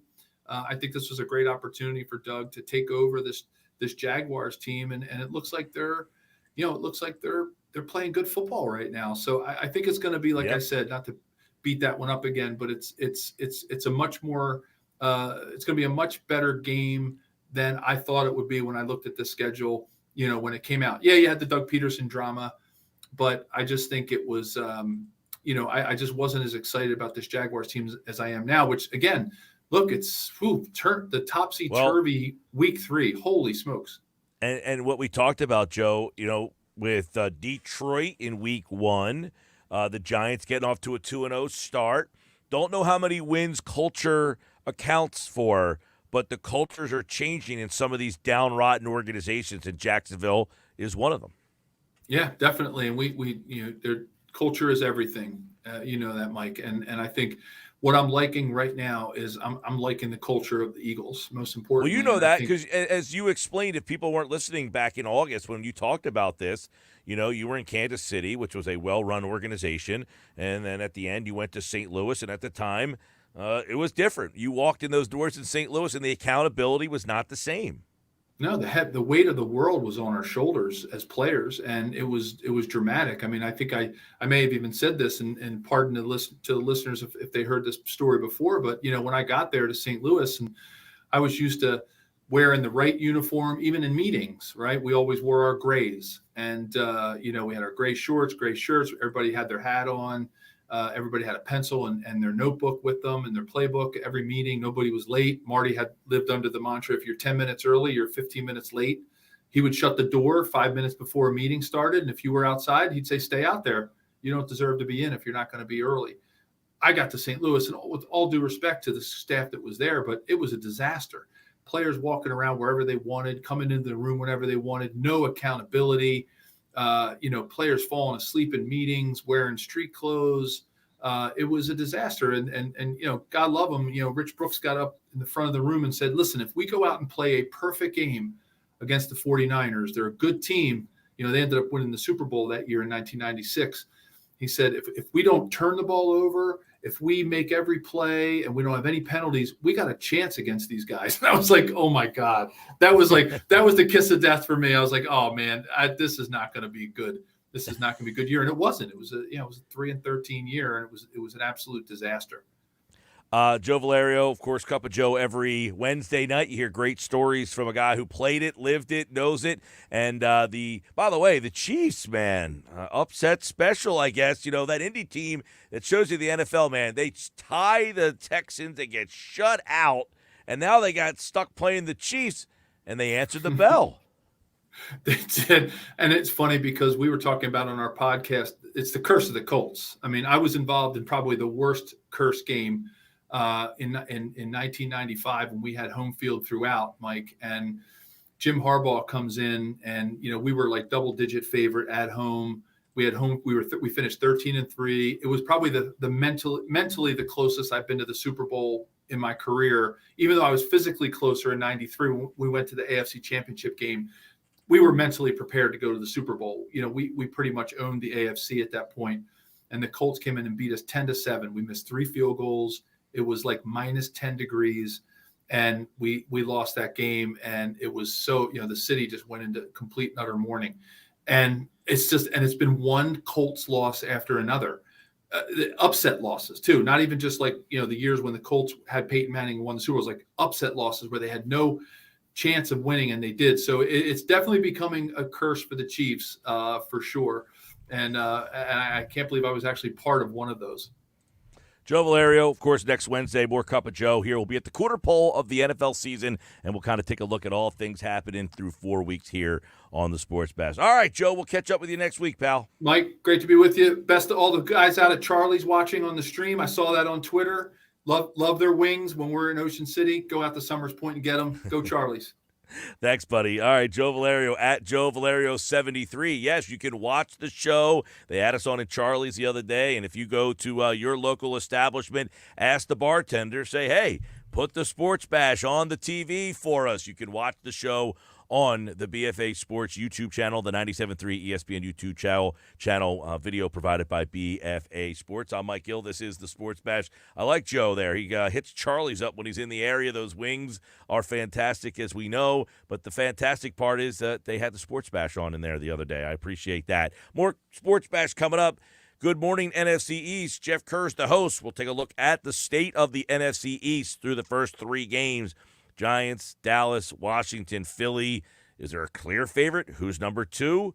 All 4 teams still in the mix. Geoff Kerr, that's next. This is the Sports Bash.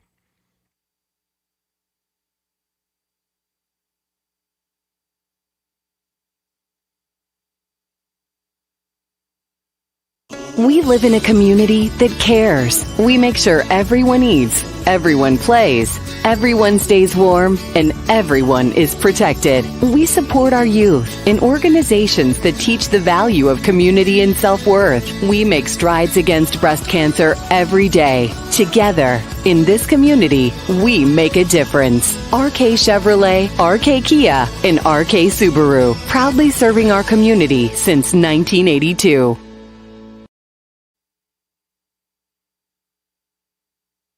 The Claridge is the best destination to stay and play on the boardwalk in Atlantic City. Just steps away from the ocean, the Claridge has it all.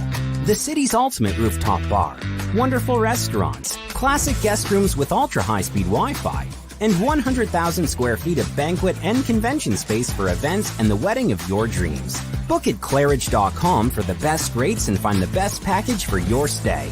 Discover all the Claridge has to offer.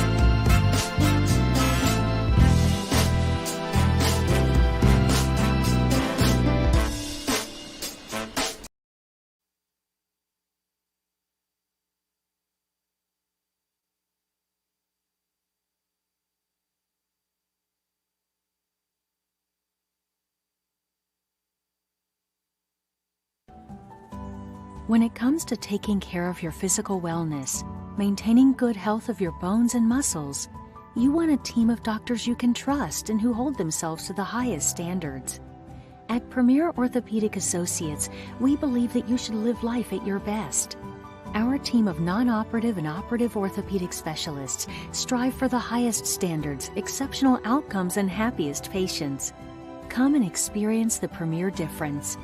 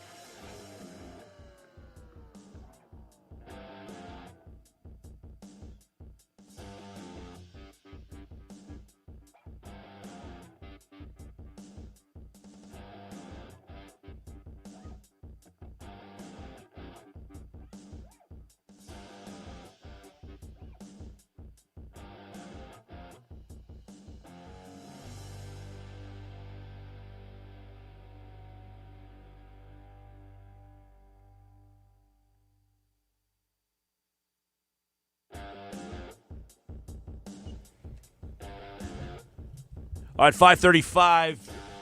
Geoff Kerr is the host of Good Morning NFC East on the Jacob Media YouTube channel. He writes for CBS Sports. And, of course, he joins us on Wednesday nights right here on the Sports Bash Live on 97.3 ESPN. All right, Geoff Kerr, Good Morning NFC East. We've got 3 weeks of NFC East play. What are your NFC East power rankings so far? Well, the Eagles got to be number one, right? I mean, they're undefeated. They've been blowing out all their opponents.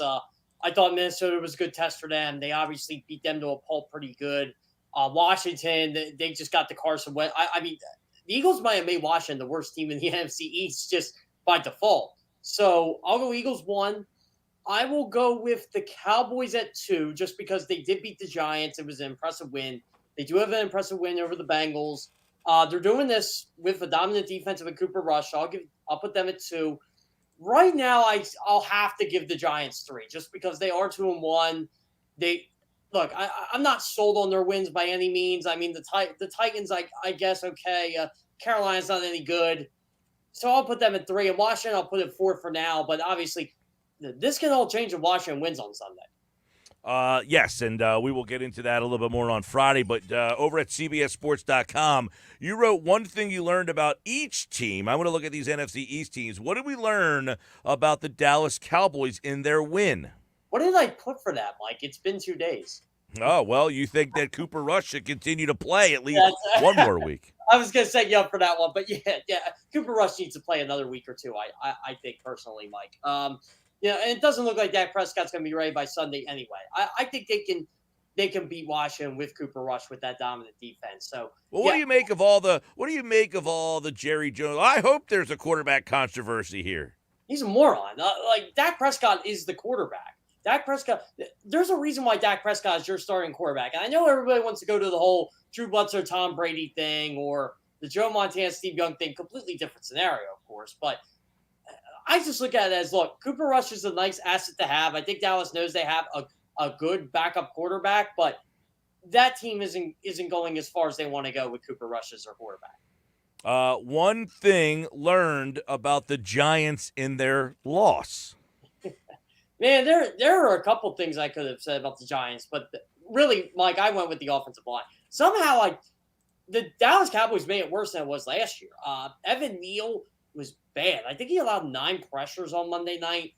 And I think they are better talent-wise. I think Andrew Thomas is a pretty good tackle. I think Neal's going to be a pretty decent tackle, but the interior of their offensive line's beat up. I don't know. I just think when they face good teams like Dallas and the Eagles, or at least teams with good defenses, that offensive line's not going to look as good. Jeff Kerr, CBS Sports, Good Morning NFC East. As we're looking at the NFC East, one thing he learned about the each team. Let's look at the Commanders, who were hosted Philadelphia, and I'm sure we learned a lot about them. But what's something that really stood out? Well, this can hit to the heart of Eagles fans. Carson Wentz just holds on to the ball too long. And look, Washington gave up so many sacks on Sunday. They gave up 9. I think it was a total of 17, 18 pressure, something like that. Wentz has hit a lot, but at least 4 or 5 were Wentz is doing. Just holding on the ball too long, not going down to his check down guys. He still has to go down to his running backs, which is amazing. I think he was looking for the home run play, trying to beat the blitz, and it wasn't there. But a lot of those sacks were on Carson. Washington's offensive line isn't great, which we figured out Sunday, but Carson Wentz has to help him out. Yeah, I know that Wentz had a rough day at the office. I don't know who had it worse, Daniel Jones or Carson Wentz, but the 2 NFC East losers this week, their quarterbacks absolutely had a rough day at the office. And then Philadelphia, what did you take away of one thing that you learned from that one? So this was an interesting twist because I could have wrote about Jalen Hurts. I could have wrote about the defensive line. I did write about the defensive line, but I think it was the fountain of youth of Brandon Graham and Fletcher Cox. Graham is 34, coming off a ruptured Achilles. He's got 3 sacks. Cox is 32 last year. We weren't even sure Cox was going to be back. I mean, the Eagles flat out just cut him, and then obviously they redid the deal, and everybody said he was getting paid too much for this year, $14 million, but that's looking like a really good deal right now with 3 sacks, and Fletcher Cox looks like he did 5 years ago, which is a great thing for Philadelphia. Yeah, I mean, he's a guy that I think you're right. Many people were writing him off and wondering if he was at the end of the line, and now he's kind of looks like a rejuvenated player in John Gannon's defense. Give us a quick thought. You know, Doug Peterson spoke today about the culture in Jacksonville and why that could be helping them maybe make a push for the playoffs this year. I think so, just because of that division. And look, they're not a fluke 2-1. This is a really good defense. Number 1 in rush defense. They're number 1 in a couple of defense categories. They've only allowed 10 points the last 2 games. And keep in mind, they played the Colts and the Chargers while doing that. Trevor Lawrence, 6 touchdowns, 1 interception. He's taking care of the football. They have a really good running game. Their offensive line hasn't given up a sack in the last 2 games. This is a legitimate football team. I'm not saying they're going to win 10, 11 games here, but in the AFC South, 9 might do it. I think they're going to be in with the Colts for the rest of the season.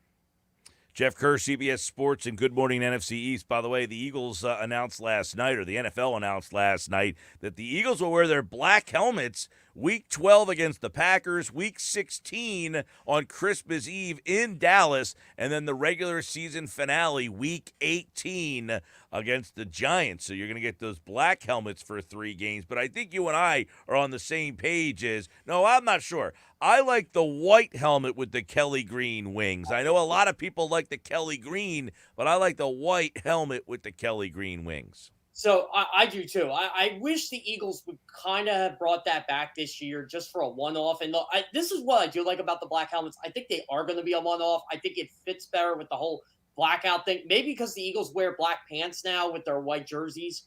Maybe that's why they did the black helmet this year. But yeah, I'm curious to see how this goes next year because they're bringing Kelly Green in. Or are they going to be allowed to have 2 alternate helmets? But it's going to be interesting. But I agree with you, Mike. I like the white helmet with the Kelly green. It was a nice 4-year run. They probably should have kept it. Anything Kelly green, I'm good for. But those white helmets were sick. What are your thoughts on tomorrow night's Bengals threads?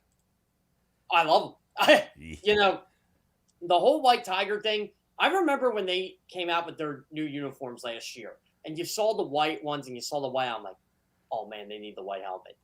They're lifting the one shell rule. They need that white helmet. Boyd in Cincinnati, I think they knew this was coming initially, and I think that's why they did. But yeah, those are going to look so clean. They're wearing them twice this year.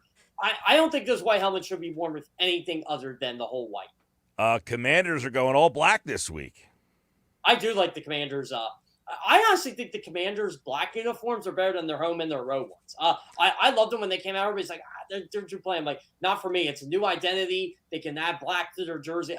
I'm actually really going to like these.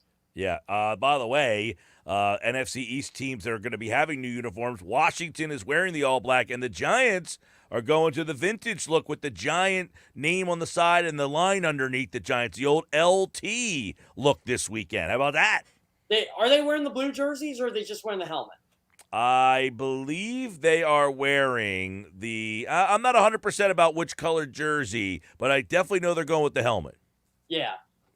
So I loved it personally. I loved it remember in 16 when they did Color Rush, they decided to do a throwback. That's what I thought the Eagles should have did when they did Color Rush. I remember there was a big I think Chris Kramer from SportsLogos.net might have leaked it that the Eagles were considering silver and they ditched it and they just kind of went, oh, okay, yeah, we're just going to go green. I would like to see green on green for Philadelphia when Color Rush was a thing, but the Giants nailed it with their Color Rush, doing the throwback, and now that they brought back the 90s, they're bringing back the 90s. It's funny how 90s is vintage all of a sudden, Mike. All right. Wake up tomorrow with Jeff Kerr on Good Morning NFC East. It starts at 7 o'clock a.m. on the Jacob Media YouTube channel. And I heard your conversation with Zach Gelb this morning. I know he's going to be in Atlantic City. He's hitting up Chef Ola, it sounds like, for a little meal and a bachelor party at Ocean Casino Resort. So we're watching Jeff Kerr tomorrow morning, 7 a.m., Good Morning NFC East. And, of course, he'll be back on Friday to give thoughts on all the NFC East matchups right here on the Sports Bash. All right, Jeff, take care, bud. I'm glad you're listening, Mike. By the way, Gel's my boy. We always joke about how we need to be on each other's shows more. I think between the two of us combined, I think I've only been on this show like once or twice, and I finally got him on Good Morning NFC. So he's big timing you, man. He's big timing you. He ain't big timing me. He calls me up for the big ones. Let's just put it out. All right, Jeff, man. Take care. Jeff Kerr, CBS Sports and Good Morning NFC East. His appearance is brought to you by BMW of Atlantic City. It's closer than you think. Shop their entire new inventory and take advantage of exceptional offers online anytime at BMWAtlanticCity.com. I want to thank Coach Lance Bailey, Lower Cape May Regional. Sent a nice care package up to the Sports Bash. Some nice threads with the Lower Cape May. You know, they got some of the nicest unis. Underrated down there. They got the Anchor Bowl this weekend. Odd-placed Anchor Bowl. No Thanksgiving. But you can watch that game on our website, 973ESPN.com. That's to Friday night. But thanks to Coach Bailey and the Caper Tigers.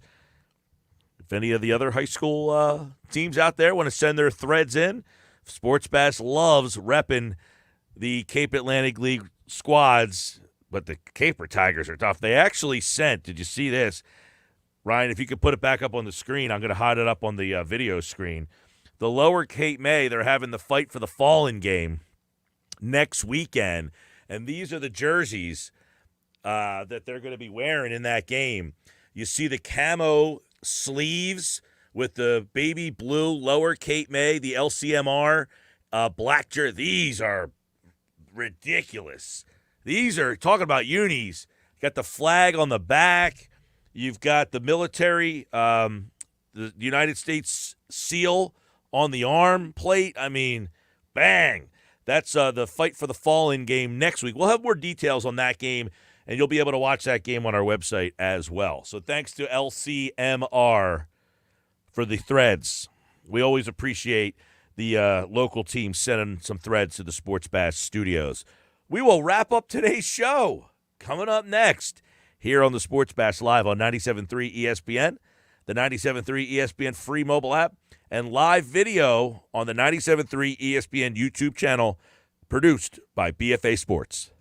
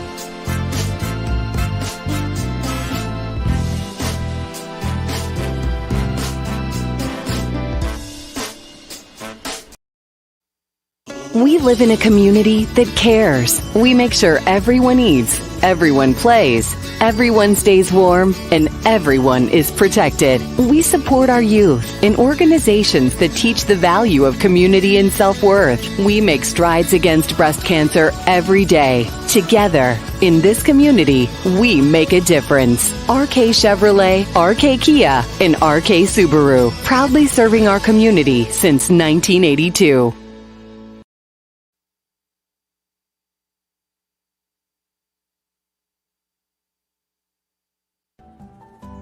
When it comes to taking care of your physical wellness, maintaining good health of your bones and muscles, you want a team of doctors you can trust and who hold themselves to the highest standards.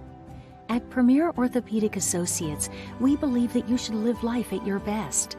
Our team of non-operative and operative orthopedic specialists strive for the highest standards, exceptional outcomes, and happiest patients. Come and experience the Premier difference.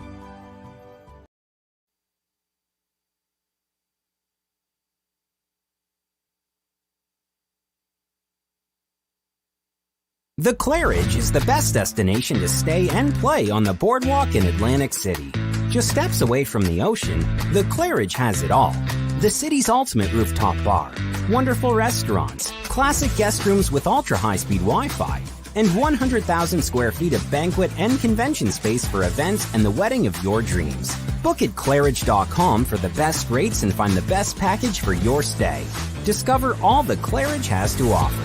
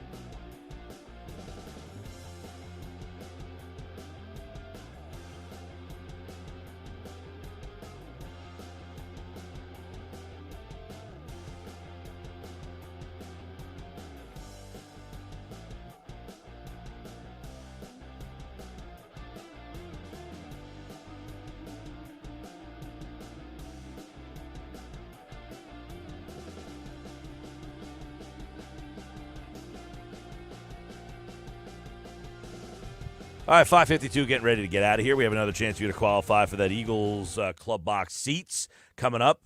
Don't go away. Make sure you listen for your chance, your cue to call here on the Sports Bash Live, 97.3 ESPN, the 97.3 ESPN free mobile app. Getting you ready to get out of here on this, what day is it, Wednesday? I watched some more of the Dahmer last night. Are you impressed still? Or are you It's very well done. It is very well done. It's just disturbing, man. Right. But the thing is, you're still watching, so it's still... I'm going to watch the whole thing, yeah. I'm in. It's got you hooked. They've got me. I'm in. It's well done. The acting's very good. I like true stories. There's been some pushback, that some of the victims didn't get compensated, like the victims' families, stuff like that. His father's still alive, Lionel Dahmer. Really? He's like 86 years old. The mother died recently. I don't want to say recently, probably like 10 years. Okay. I think she had cancer. Sorry to hear that. But it is just a weird story, man. I mean, what? You wonder how somebody gets like that. How somebody gets like that. That would be as you're watching it, that's all you're thinking. I don't even know what his motive was. I don't even know what his motive was half the time. Does anybody know? I mean, from what I understand, he was just a psychopath. That's it. And he was luring men back to his house, but he wasn't luring them there to sleep with them or anything. He was just more attracted to them and infatuated with touching and looking at them more than anything else. It's just bizarre. Creepy. Like, hey, I have no care in the world what your preference is. But if you have a preference, at least do something with the preference. I mean, jeez. He was bringing it back to have, I don't even know what it was. It's just so weird. I don't know. Tomorrow we're Chickies and Pete's in EHT. On a happier note. Yeah. I like EHT. I like Atlantic City. But we haven't been to the EHT one yet this year. This will be our first time, and I know change things up. Yeah, we'll be on the live video as well, so you can watch us live tomorrow on the BFA Live Sports stream. So if you're watching the show tomorrow, we'll be exclusively on the BFA Live Stream channel. So subscribe to BFA Live Stream YouTube channel so you can exclusively get us there tomorrow. Friday, by the way, Sal Powell, Clay Harbor, former Eagles and Jaguars tight end. He's host of the Believe in the Jaguars pod. Going to have to talk to him about his time on The Bachelorette, too. That'll be fun. Tomorrow, we're back. Sky Guasco with the Fantasy Fix. We'll get our first look at the schedule. Andrew DeCecco. Jeff Nadeau is back tomorrow as well. 609-573-3776. 609-573-3776. Caller number 7 right now. We're going to enter somebody else to win Eagles Commanders Club Box seats for Monday night, November 14th. Caller 7, good luck.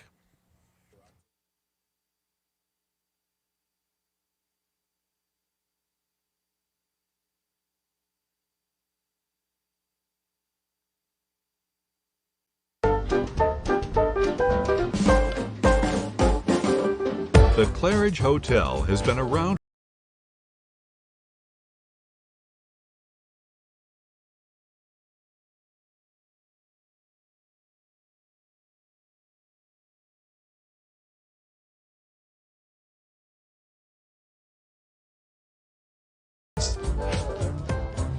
Book your getaway today at Claridge.com.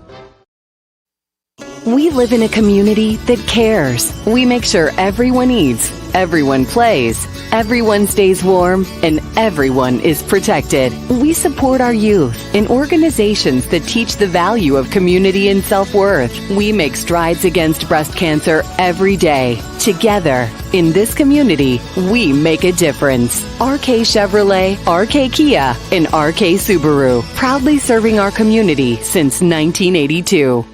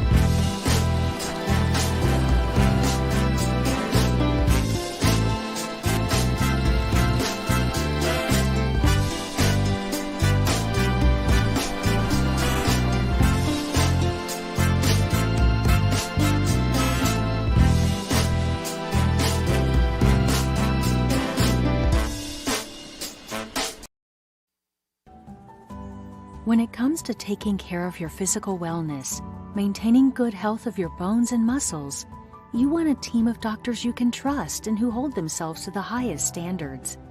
At Premier Orthopedic Associates, we believe that you should live life at your best.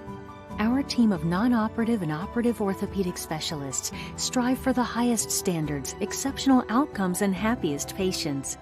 Come and experience the Premier difference.